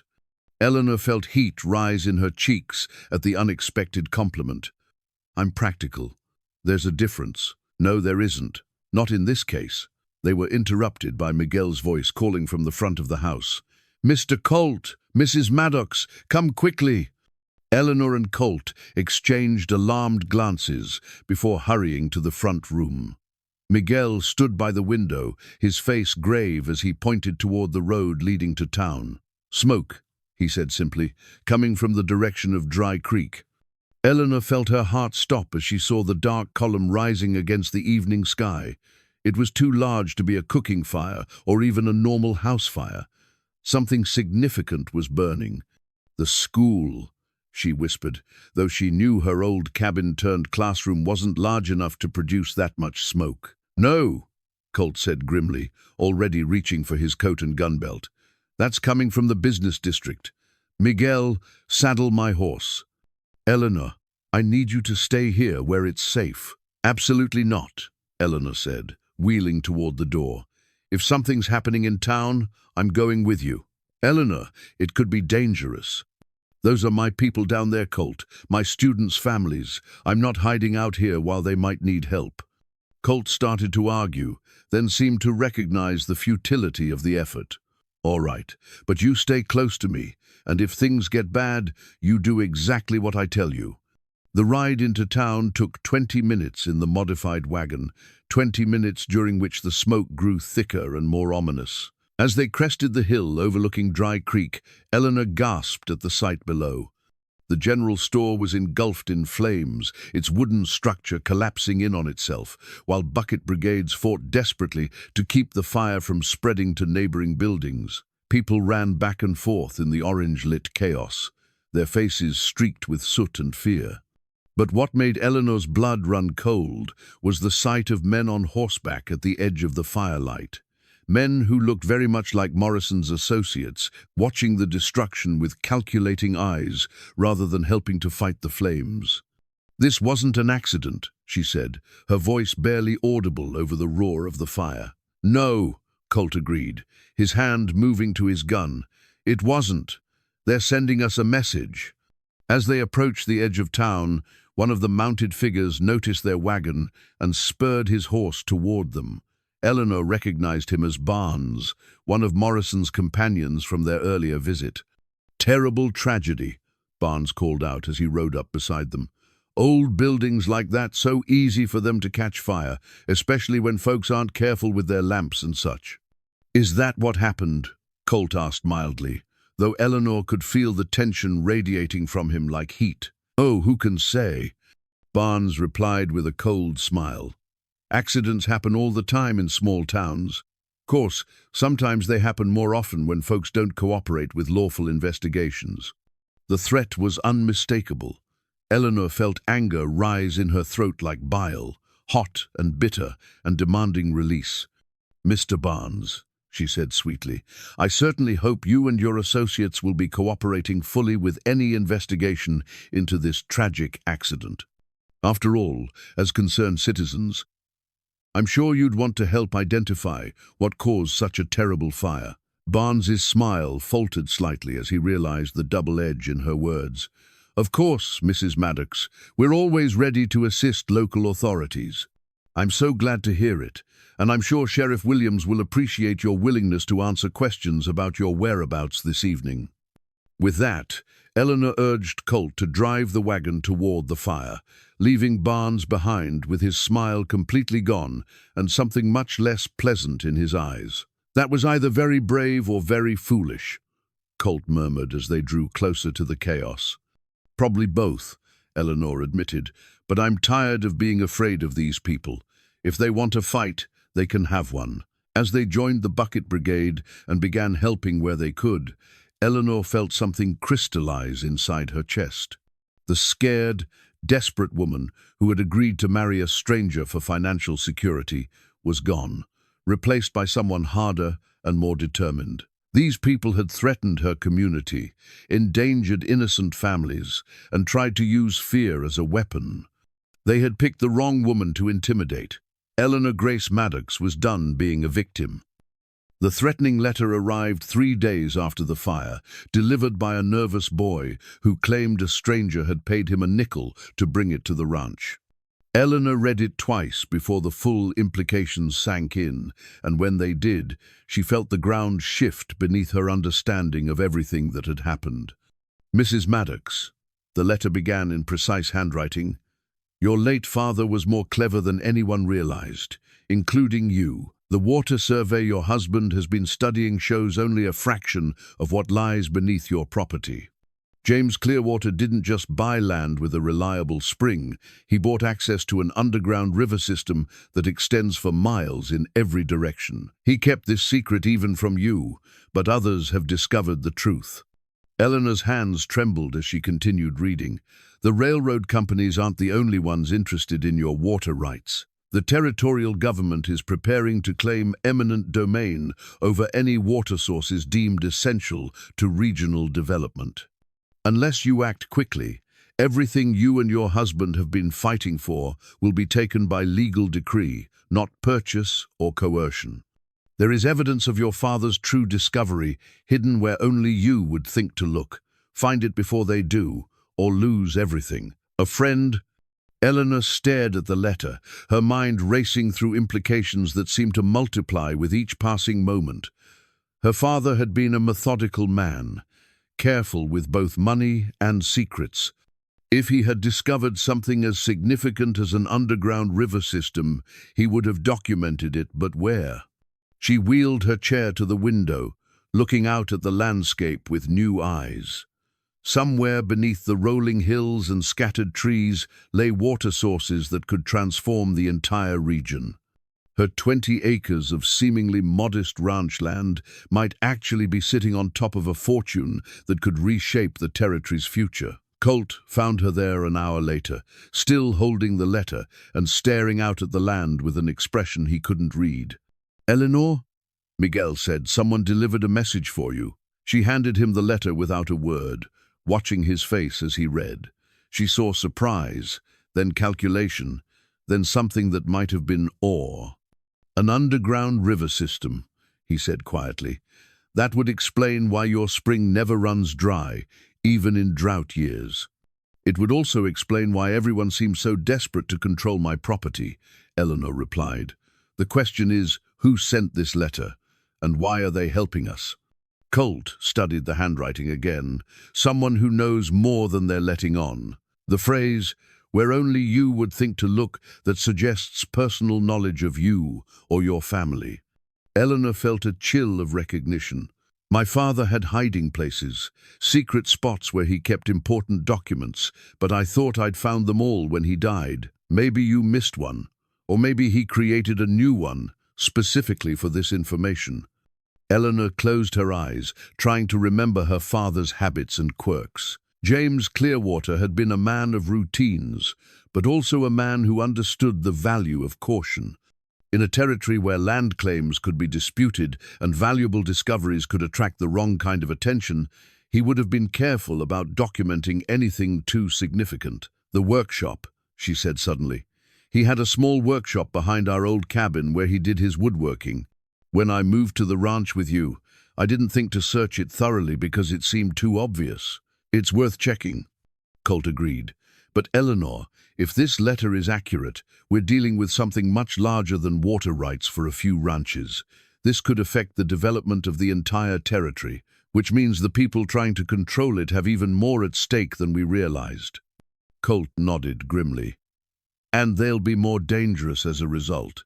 If the territorial government is planning to claim eminent domain, our enemies have legal resources we can't match. Eleanor felt a familiar surge of determination, the same feeling that had carried her through the darkest days after her accident. Then we need to find whatever my father hid before they do, and we need to understand exactly what we're fighting for. They made the trip to Eleanor's old cabin that afternoon, with Miguel driving the wagon while Colt rode alongside as protection. The small building looked forlorn and abandoned, its windows dark and its garden overgrown with weeds. Eleanor felt a pang of nostalgia as they approached. This had been her home for 3 years, the place where she had rebuilt her life after everything fell apart. The workshop was a separate structure, little more than a large shed with good light and sturdy workbenches. Eleanor's father had spent countless hours here, crafting furniture and tools with the patient skill of a man who understood wood and metal. The smell of sawdust and oil still lingered in the air, creating an almost physical presence of the man who had shaped her understanding of determination and quiet strength. Where would he hide something he didn't want found? Colt asked, examining the walls and floor for signs of secret compartments. Eleanor moved her chair slowly through the space, remembering her father's movements and habits. He was always checking the moisture levels in his wood storage. Said that properly dried lumber was the foundation of any good project. She directed Colt to a corner where her father had kept his seasoning wood, stacked in careful rows with gaps for air circulation. Colt began moving the boards systematically, and halfway through the pile, his fingers found something that wasn't wood. "Here," he said, pulling out a waterproof oilskin packet. "This is it." Eleanor's heart pounded as Colt brought the packet to her.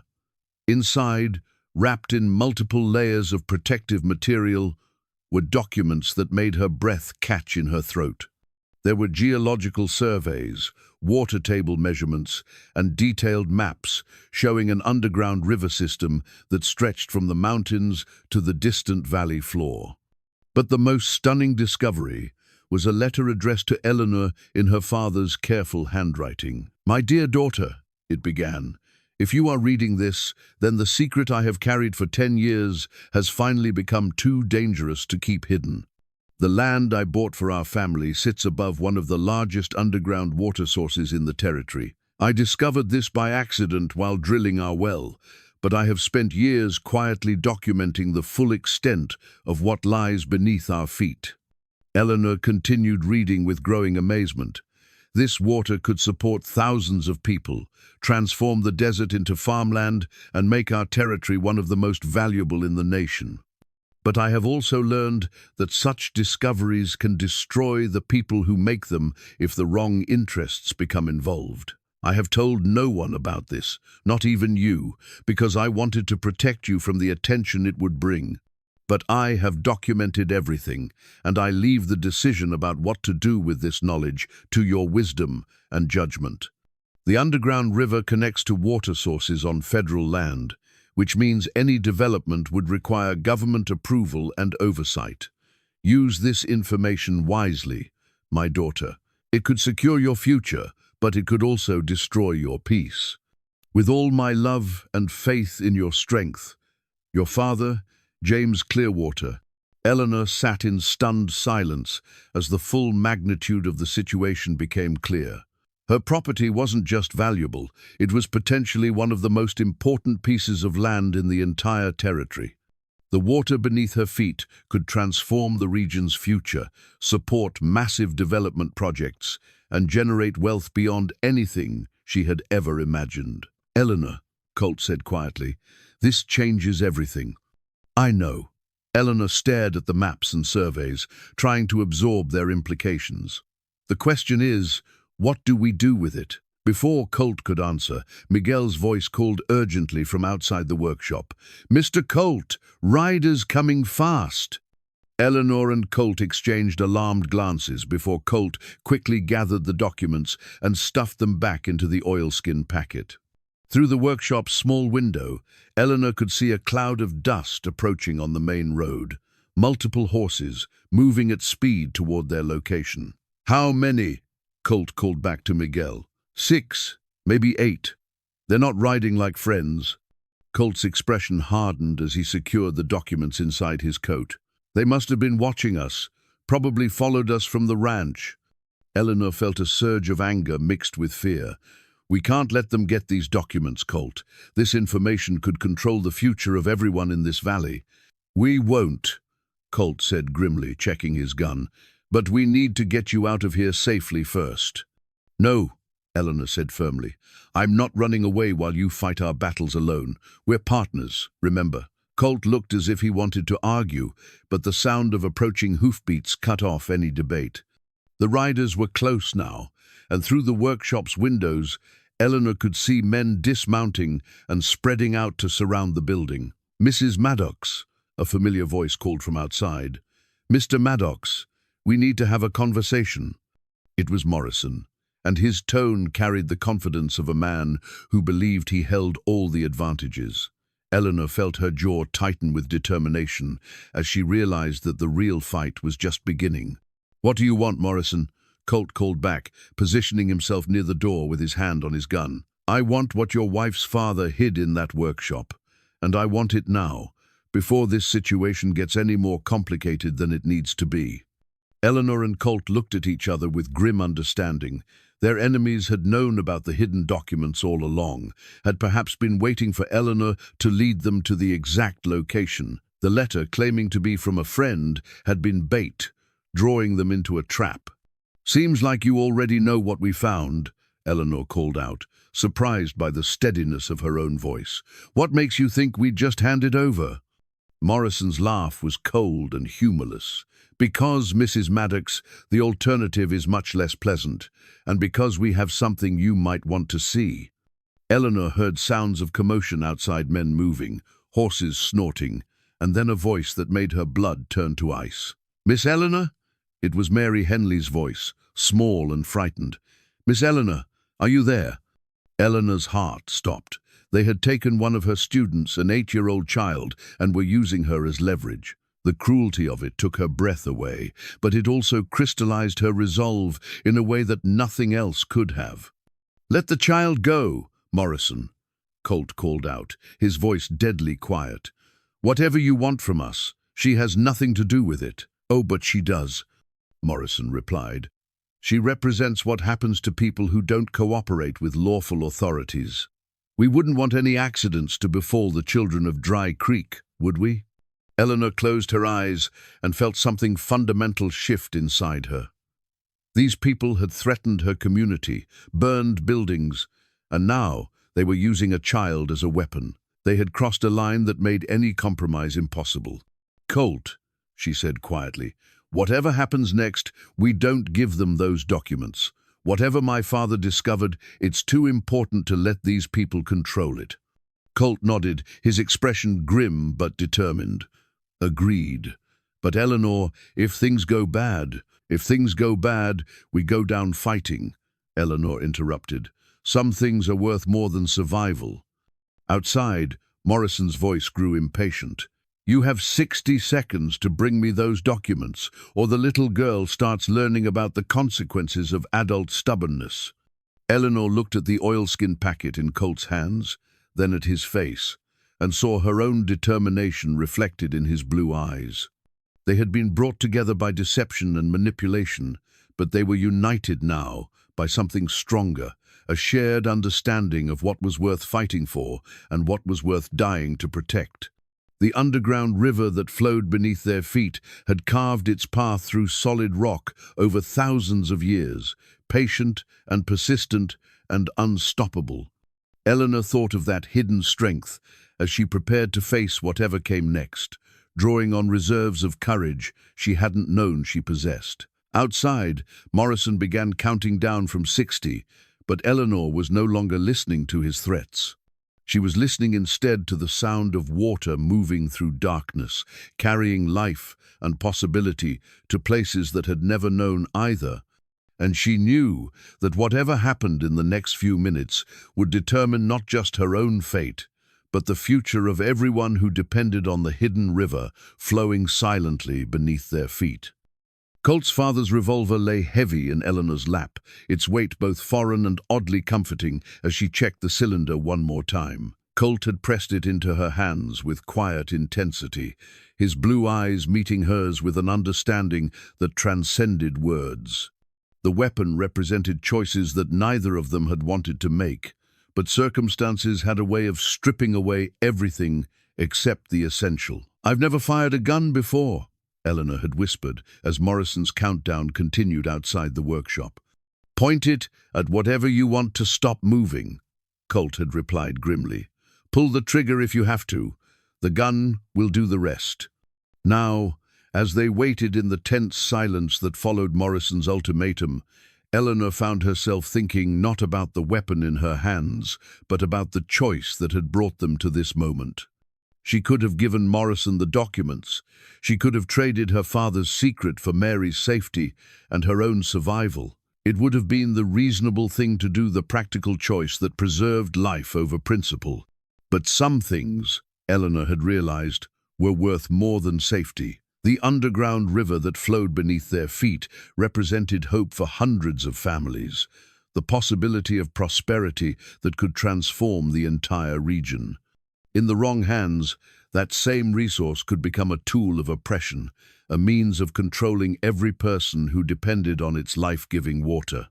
30 seconds, Morrison called from outside, his voice carrying the casual cruelty of a man accustomed to getting his way through intimidation.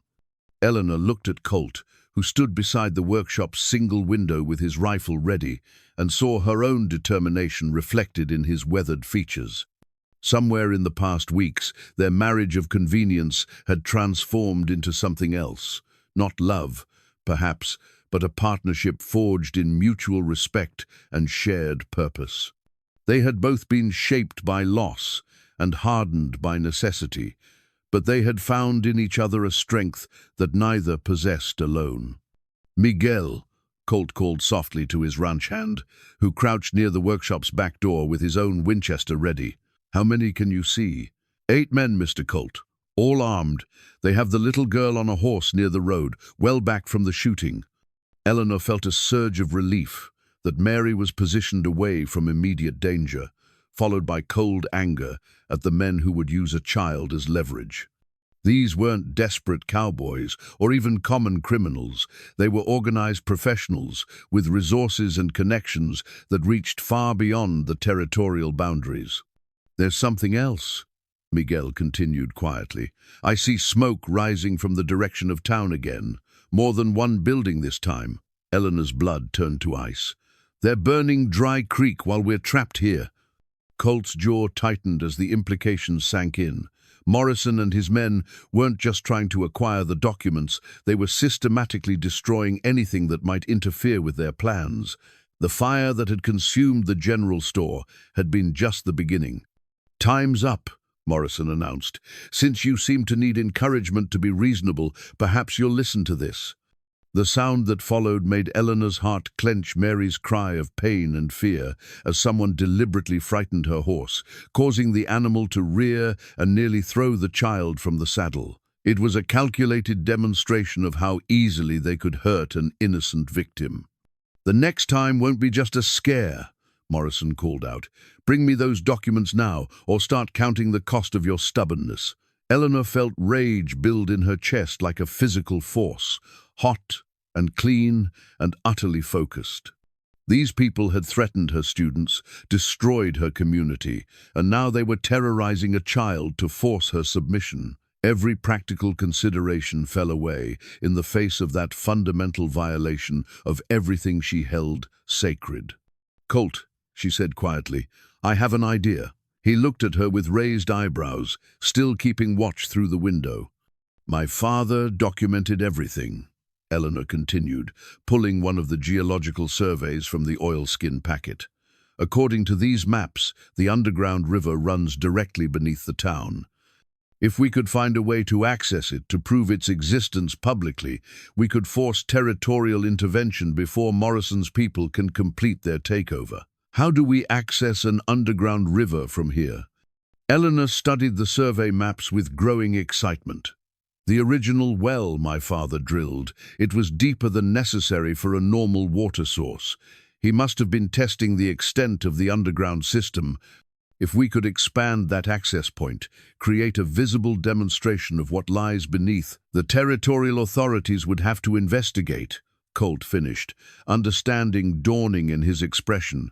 They couldn't ignore evidence of a water source that significant. But first, we have to get out of here alive, Miguel pointed out pragmatically. And we have to get the little girl away from those men.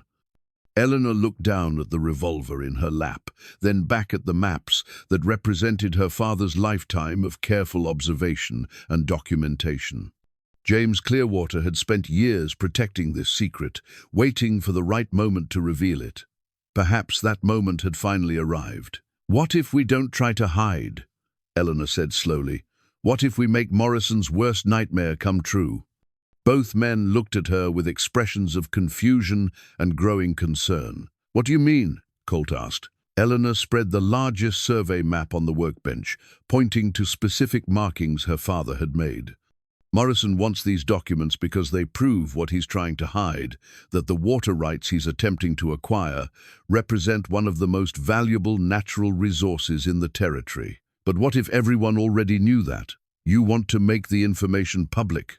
"I want to make it impossible to suppress," Eleanor replied with growing conviction. "If we can get word to the territorial capital, to the newspapers, to anyone with legal authority, if we can create enough attention that Morrison can't simply eliminate the evidence, they'll kill us before we can spread the word," Miguel said bluntly, "and they'll still have the documents."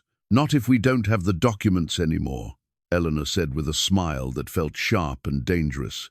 "Not if we've already given them to someone else." Colt stared at her for a moment, then began to grin with the expression of a man recognizing a kindred spirit. "You want to bluff them. I want to make them realize that killing us won't solve their problem anymore, that the secret is already out of their control." Eleanor quickly selected the most important documents from the packet, the ones that clearly showed the extent of the underground water system and her father's careful calculations of its value. These she folded and concealed within her clothing. The remaining papers, while still valuable, were less definitive and could be sacrificed if necessary. "Miguel," she said, "is there any way to get a message to town without Morrison's men seeing you?" The ranch hand considered this for a moment. "There's an old game trail that runs behind the workshop. I could reach the creek, follow it most of the way to town under cover. But what message?" Eleanor took a piece of paper and quickly wrote a note in her clearest handwriting. "Underground river system beneath Dry Creek, confirmed.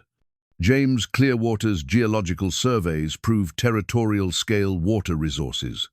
Territorial authorities must investigate immediately before Eastern interests acquire illegal control.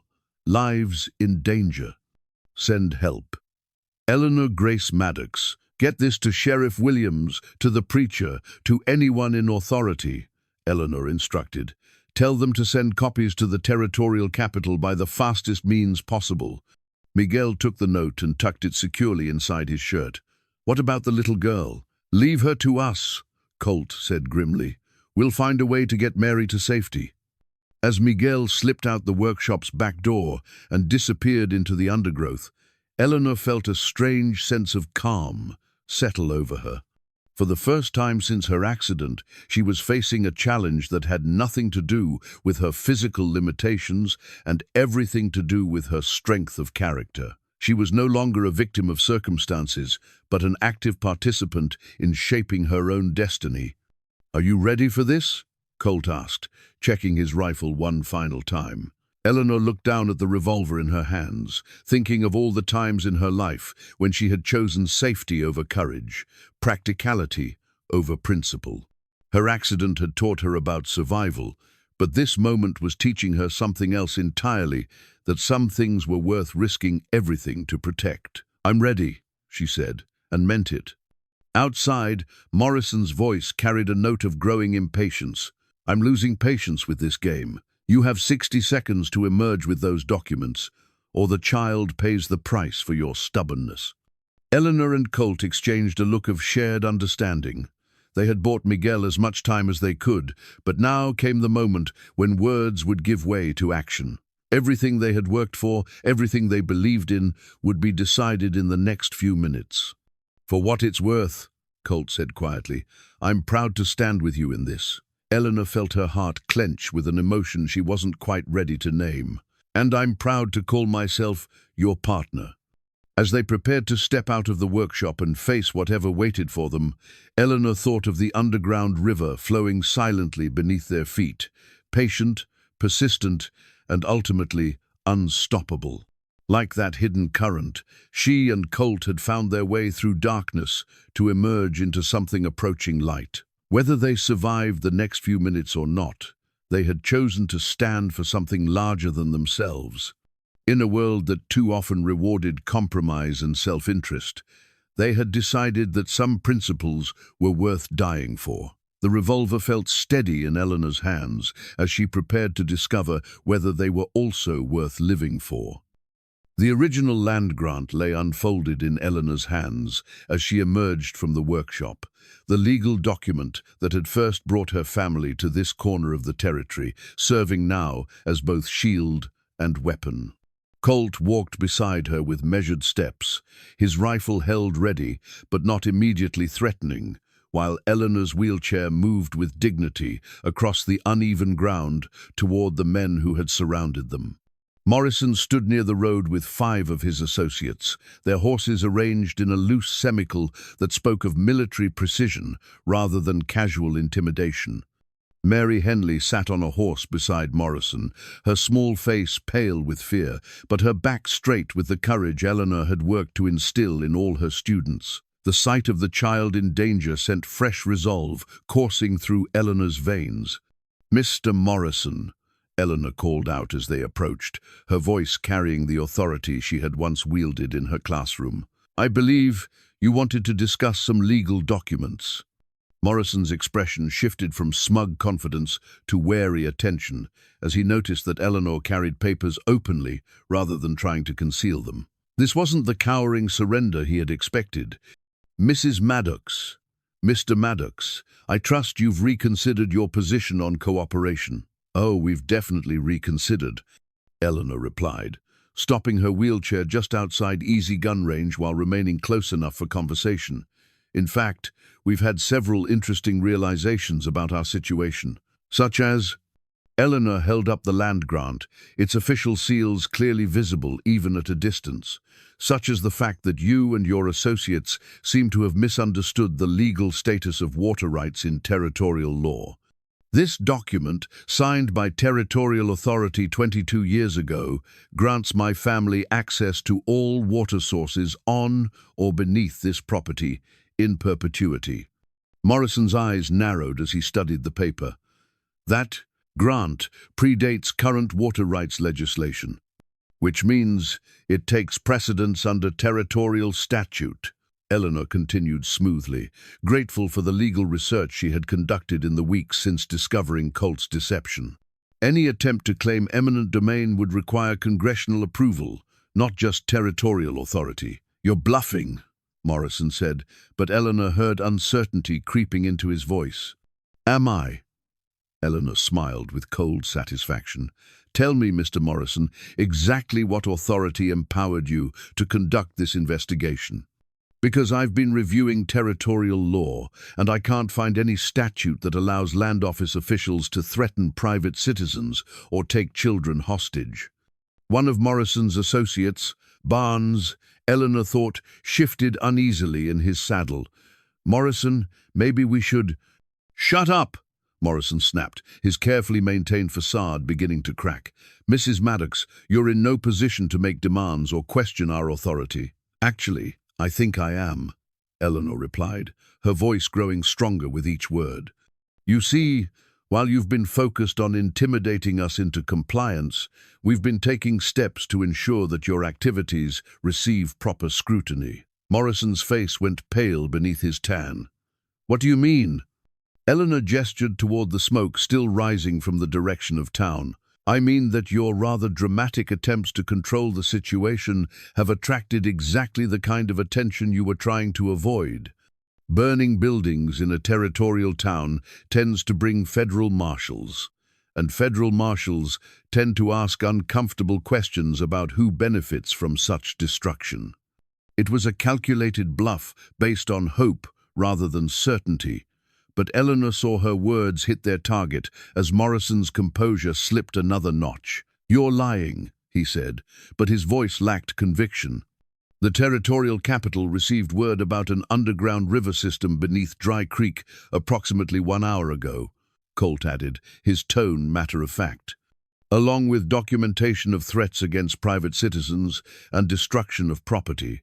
Federal authorities should be arriving within the next few hours." Morrison's hand moved toward his gun, but Eleanor was ready for that response. "I wouldn't recommend violence, Mr. Morrison," she said calmly, "because even if you eliminate us, you can't eliminate the evidence we've already distributed.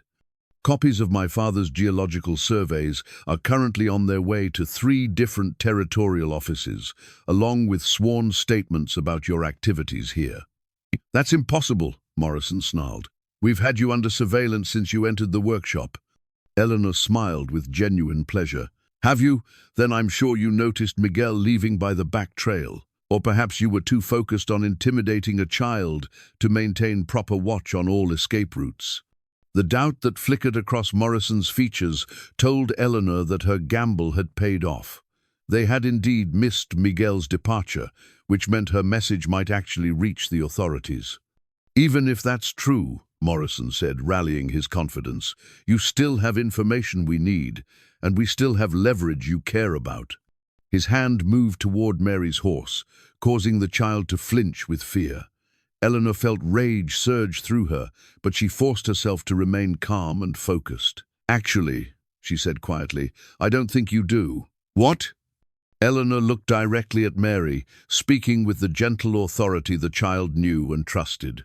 "Mary, dear, do you remember the emergency procedures we practiced in class? The ones about what to do if adults were behaving badly?" Mary's frightened expression shifted to one of concentration as she recalled their lessons. "Yes, Miss Eleanor." "Good girl.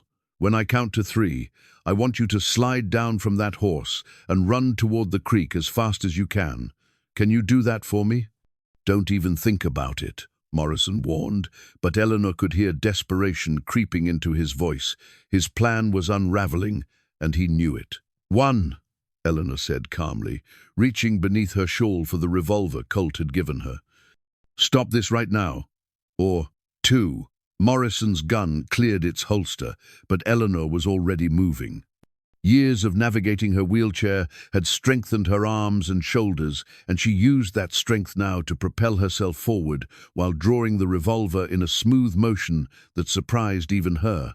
3. Mary slid from the horse's back with the agility of childhood, hitting the ground running just as Eleanor's shot rang out across the clearing. She had aimed not at Morrison, but at the ground near his horse's feet, causing the animal to rear and throw him from the saddle. Chaos erupted as Morrison's associates reached for their weapons, but Colt was already in motion, his rifle barking as he dove for cover behind Eleanor's wheelchair. Eleanor fired again, this time at Barnes, who was trying to get a clear shot at the fleeing child. "Get Mary to the creek," Eleanor shouted over the gunfire, continuing to lay down covering fire with a steadiness that amazed her. The revolver felt natural in her hands now, an extension of her will rather than an alien tool. Colt rolled to his feet and sprinted after the child, his long legs covering ground quickly, while Eleanor continued to harass Morrison's men with carefully placed shots. She had 6 bullets total, and she made each one count, using the weapon not to kill, but to disrupt and disorient their attackers. Morrison scrambled to his feet, his face twisted with rage and humiliation. "Kill them both!" he screamed at his men. "I don't care about the documents anymore." But his associates were already pulling back, their confidence shattered by the unexpected resistance. Eleanor had counted on their being hired professionals rather than true believers, men who were willing to intimidate and threaten, but not eager to die for someone else's cause. "Morrison!" Barnes called out as he helped another wounded man back to his horse. "We need to get out of here, if they really sent word to the authorities. We're not leaving without those documents." "The hell we're not," Barnes shot back. "I didn't sign up to fight a war against federal marshals." Eleanor watched with grim satisfaction as Morrison's carefully organized operation fell apart under pressure. She had been right about their true nature. They were bullies and opportunists, effective only when they held overwhelming advantages. Colt reached the creek with Mary safely in his arms, the child clinging to him with the desperate relief of someone rescued from nightmare. Eleanor felt a weight lift from her shoulders as she saw them reach safety, even as Morrison continued to rage at his retreating men. "This isn't over," Morrison shouted toward Eleanor, his face flushed with humiliation and fury. "You think you've won something here, but this is bigger than you understand." "No, Mr. Morrison," Eleanor replied, still holding the revolver steady despite the trembling in her hands. "I think you're the one who doesn't understand. This was never about water rights or development deals. This was about whether people like you get to destroy communities like ours without consequence." Morrison stared at her for a long moment, and Eleanor saw something like recognition in his eyes, an acknowledgement that he had underestimated not just her determination, but her understanding of what was really at stake. "You'll regret this," he said finally, swinging back onto his horse. "Probably," Eleanor agreed, "but I'd regret surrender more." As Morrison and his remaining men rode away, leaving dust and the echo of threats hanging in the air, Eleanor finally allowed herself to lower the revolver. Her hands were shaking now with delayed reaction, but her heart was steady with the knowledge that she had faced the worst they could throw at her and emerged victorious. Colt and Mary were making their way back from the creek, both safe and whole, despite the violence that had erupted around them. Eleanor looked at the land grant still clutched in her other hand, thinking of her father's patient documentation and her own journey from victim to active participant in shaping her destiny.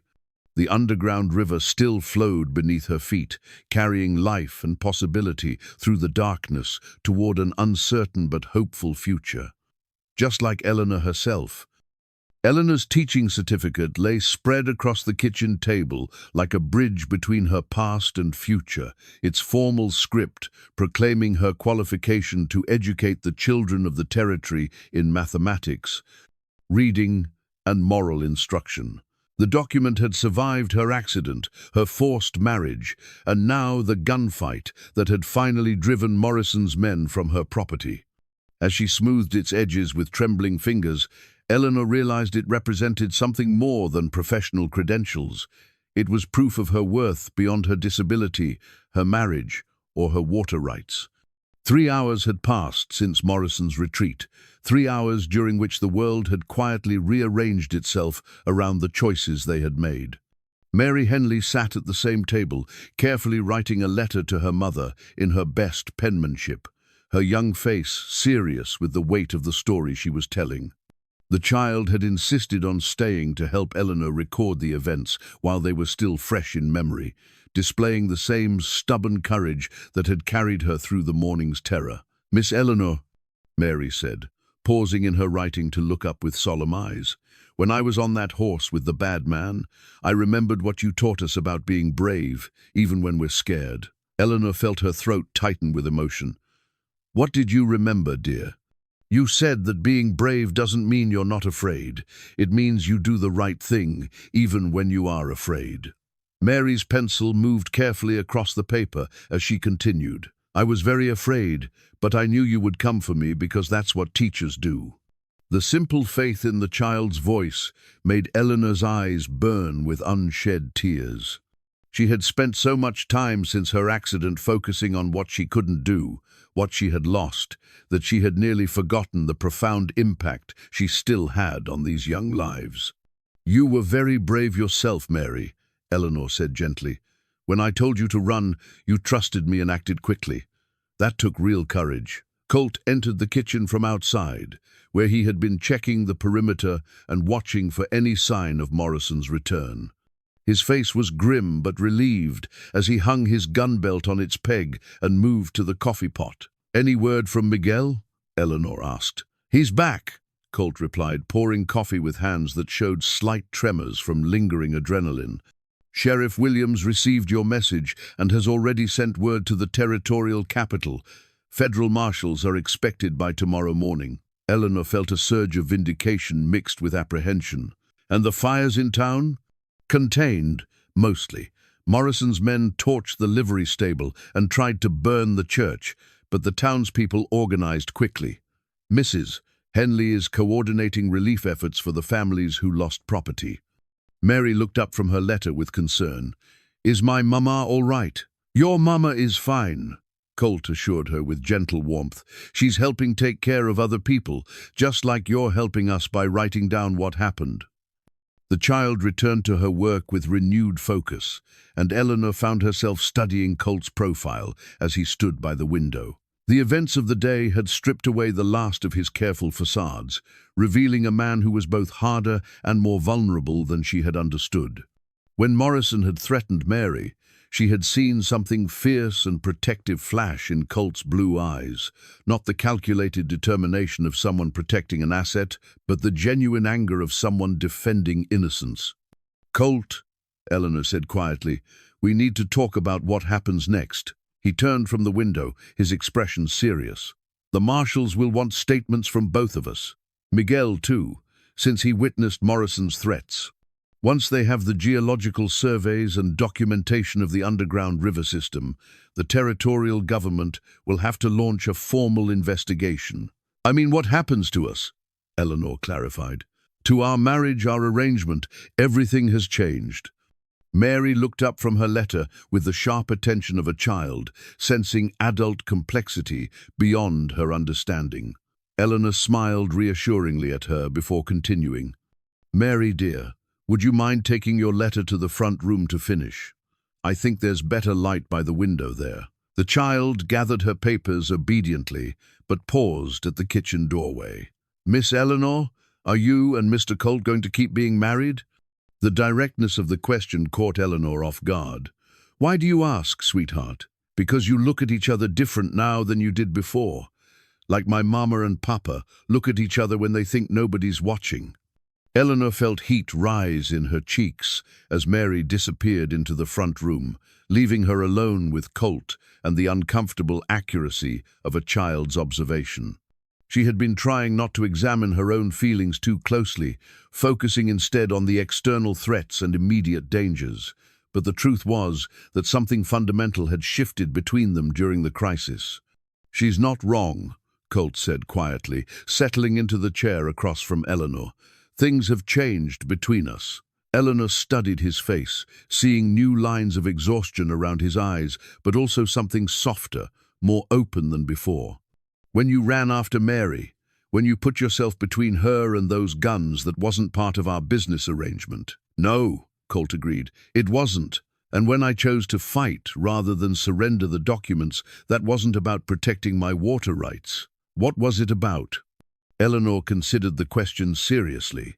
It was about refusing to let people like Morrison destroy something good. The children's education, the community's future, the hope that this place could become something better than it is. Colt reached across the table and covered her hand with his own, his calloused fingers gentle against her skin. Eleanor, I need you to know something. When I first planned this marriage, when I manipulated you into agreeing, I thought I was solving a problem. I thought I was being smart and practical. And now I know I was being a coward. Colt's voice carried deep regret. I was afraid to ask for what I needed honestly, afraid to risk rejection or failure. So I took the certain path, the one that guaranteed I'd get what I wanted. Eleanor felt her heart clench at the pain in his voice. What do you want now, Colt? Honestly, I want a real marriage, he said without hesitation. Not a business arrangement or a marriage of convenience, but a partnership between equals who choose to face the world together. I want the right to love you, and I want to earn the right to be loved in return. The words hung between them like a bridge that Eleanor could choose to cross or leave unbuilt. She thought of the woman she had been 6 months ago, bitter, isolated, surviving on charity and the diminishing sympathy of her neighbors. That woman would have seen Colt's confession as another manipulation, another calculated move in a larger game. But the woman she had become during their marriage was different. She had rediscovered her strength, her value, her ability to shape her own destiny. She had learned that love might be different from what she had imagined, not the romantic fantasy of her youth, but something more complex and resilient. "When Morrison's men had Mary," Eleanor said slowly, "when I thought they might hurt her to force our surrender, I wasn't thinking about water rights or land grants or even survival. I was thinking about whether I could live with myself if I let fear make my choices for me." "And what did you decide?" "I decided that some things are worth fighting for, even when the odds are against you." Eleanor turned her hand over beneath his, their fingers interlacing naturally. "I also decided that I'd rather face those fights with a partner I trust than face them alone." Colt's expression shifted from hope to something deeper and more complex. "Do you trust me, Eleanor, after everything I've done?" Eleanor considered the question with the thoroughness it deserved. "I trust that you're capable of growth, that you've learned from your mistakes. I trust that when the crisis came, you chose to protect what mattered rather than what benefited you most." "That's not the same as trusting me completely." "No," Eleanor agreed. "Complete trust is something that's earned over time, through consistency and honesty, but it's something I'm willing to work toward if you are." Relief flooded across Colt's features, followed by something that might have been wonder. "You're remarkable, you know that? Most people would have run as far as they could after what I put you through. Most people haven't learned what I've learned about the difference between giving up and moving forward." Eleanor smiled, feeling lighter than she had in months. "Besides, where would I run to? This is my home, these are my people, and you're my husband, not just legally, but by choice." From the front room came the sound of approaching horses, multiple riders, moving at a measured pace that suggested official business rather than threat. Eleanor and Colt looked toward the window as a small group of uniformed men rode into view, their badges and bearing marking them as the federal marshals they had been expecting. "Ready for the next round?" Colt asked, standing and reaching for his coat. Eleanor straightened her shoulders and smoothed her skirt, feeling the teaching certificate crinkle in her pocket where she had placed it for safekeeping. "More than ready. We have a story to tell, and it's time the right people heard it." As they prepared to meet with the authorities who would determine the future of the underground river system and the communities that depended on it, Eleanor felt a deep sense of satisfaction. She had started this journey as a victim of circumstances, manipulated into a marriage that served someone else's purposes. She was ending it as an active participant in shaping not just her own destiny, but the future of everyone she cared about.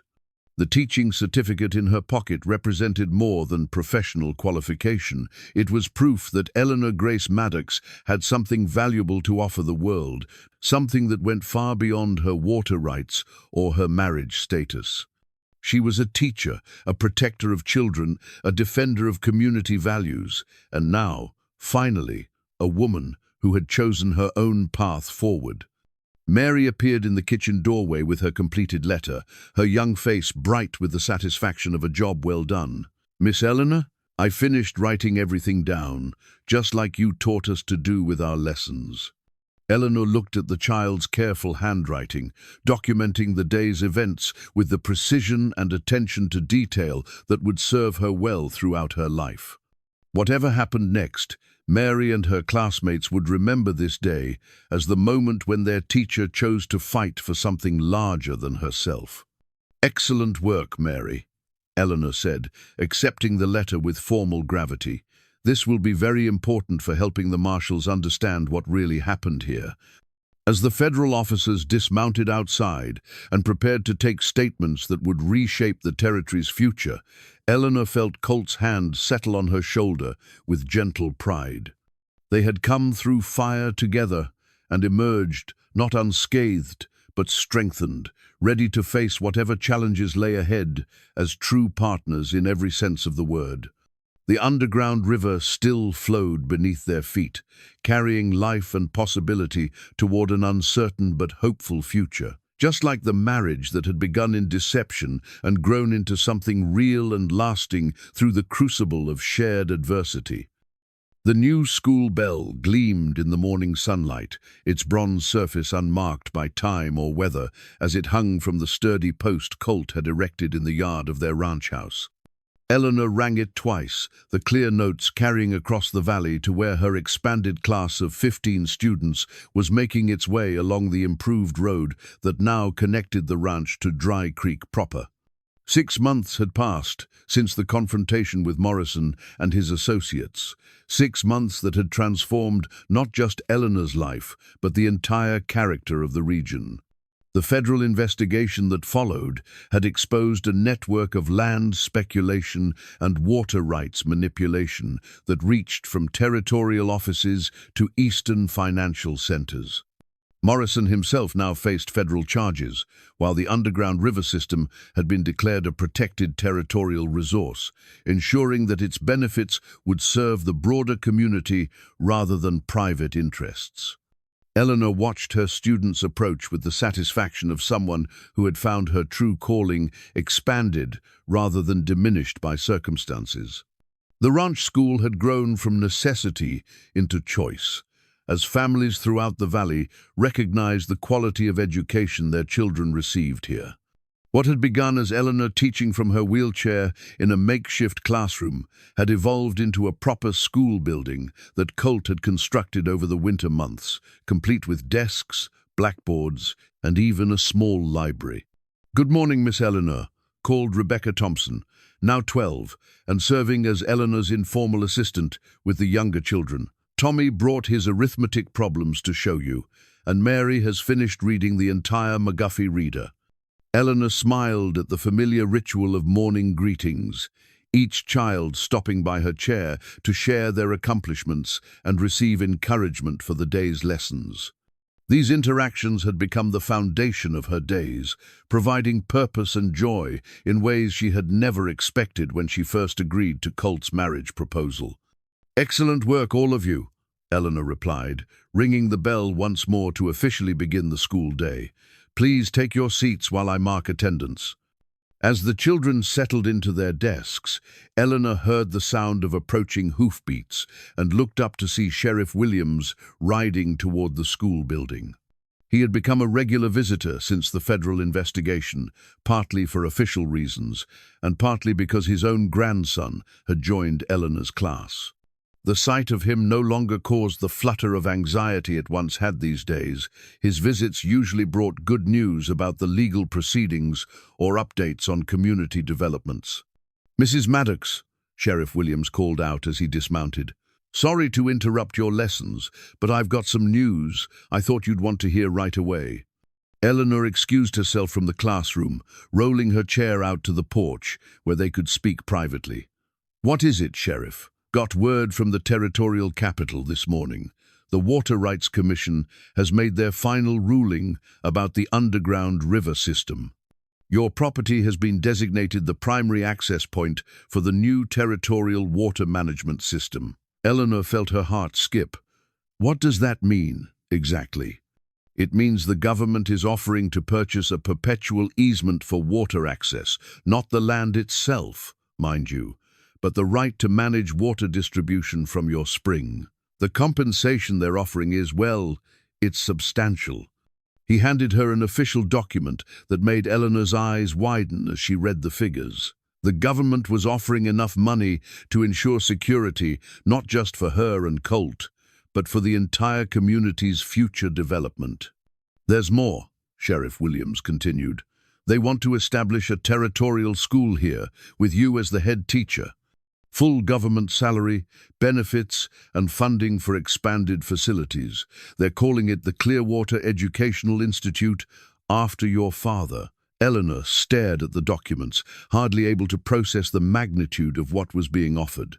Her father's careful documentation of the underground river system had not only protected the community from exploitation, but had opened doors to opportunities she had never imagined possible. "There's no pressure to decide immediately," the sheriff added kindly, "but the territory wants to move forward with the water management project by spring, so they'll need an answer within the month."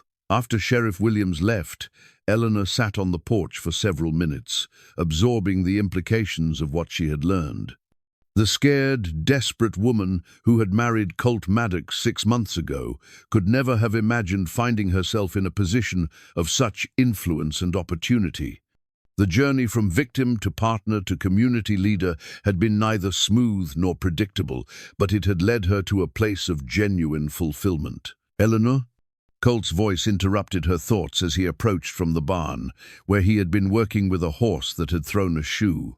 "You look like you've seen a ghost. What did the sheriff want?" Eleanor handed him the documents without a word, watching his expression shift from curiosity to amazement as he read. When he finished, he looked at her with something approaching awe. "Eleanor, this changes everything. You could have financial independence, professional recognition, everything you've ever wanted." "Could have," Eleanor repeated thoughtfully. "The question is whether it's what I want now." Colt settled onto the porch step beside her chair, his expression serious. "What do you mean?" Eleanor gestured toward the schoolhouse, where she could hear the children reciting their multiplication tables in unison. 6 months ago, I would have jumped at an opportunity like this. Financial security, official recognition, the chance to build something permanent and important. But now I'm not sure I want to be the head of a territorial institution. I like what we've built here, Colt. I like teaching children who walk 2 miles through the mud just to learn their letters. I like being part of a community rather than being an official representing the government." Colt was quiet for a moment, studying her face with the careful attention she had come to value in their marriage. "Are you saying you want to turn down the offer?" "I'm saying I want to negotiate it," Eleanor replied with a smile that felt both mischievous and determined. "The water easement offer is generous, and we should accept it. The community needs that water management system, but the school proposal needs modification." "What kind of modification?" Eleanor looked at the new school bell, thinking of all the changes it represented and all the possibilities it symbolized. "I want to remain an independent teacher, not a government employee. I want the freedom to teach what I think is important, not just what some territorial education board decides. And I want the school to remain part of this ranch, part of our life together, rather than becoming some distant institution." Colt's expression brightened with understanding. "You want them to fund the school without controlling it." "Exactly. Let them pay for books, supplies, even additional teachers if enrollment grows.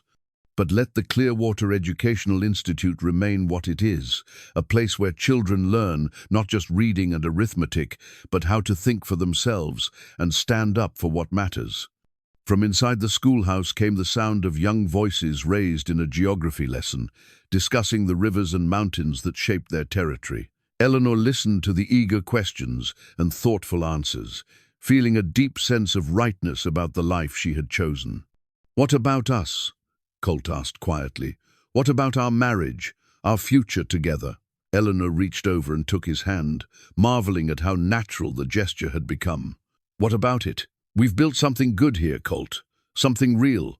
Why would we want to change that?" "I just want to make sure you're choosing this life because you want it, not because you feel trapped by circumstances." Eleanor looked at him directly, seeing the man who had evolved from manipulator to protector to genuine partner over the course of their unusual courtship. "I'm choosing this life because it's the one I want to live. With you, in this place, doing this work. Not because I have to, but because I choose to." The relief and joy that crossed Colt's features made her heart clench with affection. Whatever their marriage had begun as, it had become something neither of them had expected, a true partnership built on mutual respect, shared values, and growing love. "There is one thing I want to change, though," Eleanor added with a smile. "What's that?" "I want to expand the garden behind the house. If we're going to be teaching 15 children on a regular basis, we should grow enough vegetables to feed them properly. And I think we should add chickens, maybe even a milk cow." Colt laughed, the sound rich with contentment. "Anything else you'd like to add to our domestic arrangements?" Eleanor pretended to consider this seriously. "Well, I've been thinking we should host a harvest dance this fall. Give the whole community a chance to celebrate the good things that have come from all this upheaval." "A dance," Colt repeated with amusement. I should probably warn you that I'm not much of a dancer." "That's all right," Eleanor replied, glancing meaningfully at her wheelchair. "Neither am I, technically speaking, but I think we could manage something." As if summoned by their conversation, Mary Henley appeared in the schoolhouse doorway, her face bright with the news she was bursting to share. "Miss Eleanor, Mr. Colt, we just finished reading about the Colorado River, and Tommy wants to know if our underground river is bigger than that one." Eleanor and Colt exchanged amused glances before Eleanor called back, "That's an excellent question, Mary. Why don't you and Tommy research the measurements and present your findings to the class tomorrow?" "We will." Mary disappeared back into the schoolhouse with the enthusiasm of a child given an important mission. Eleanor looked at the new school bell one more time, thinking of all the mornings it would summon children to learning, all the lessons it would mark, all the growth and discovery it would witness. Like the underground river that flowed beneath their feet, education was a force that shaped the landscape quietly but permanently, carrying knowledge and possibility to places that had never known either. The woman who had agreed to marry Colt Maddox 6 months ago had been desperate and afraid, grasping at any chance for security in an uncertain world. The woman who sat on this porch now was neither desperate nor afraid, but purposeful and content, surrounded by work that mattered and love that had grown from the most unlikely beginnings. Eleanor Grace Maddox had found her place in the world, not despite her disability, not in spite of her circumstances, but because of her own strength and the partnership she had built with a man who had learned to value her for all the right reasons. The future stretched ahead of them, like an unwritten lesson plan, full of possibilities they would discover together. The school bell caught the afternoon breeze and gave a soft, musical ring that seemed to carry across the valley like a promise of good things to come.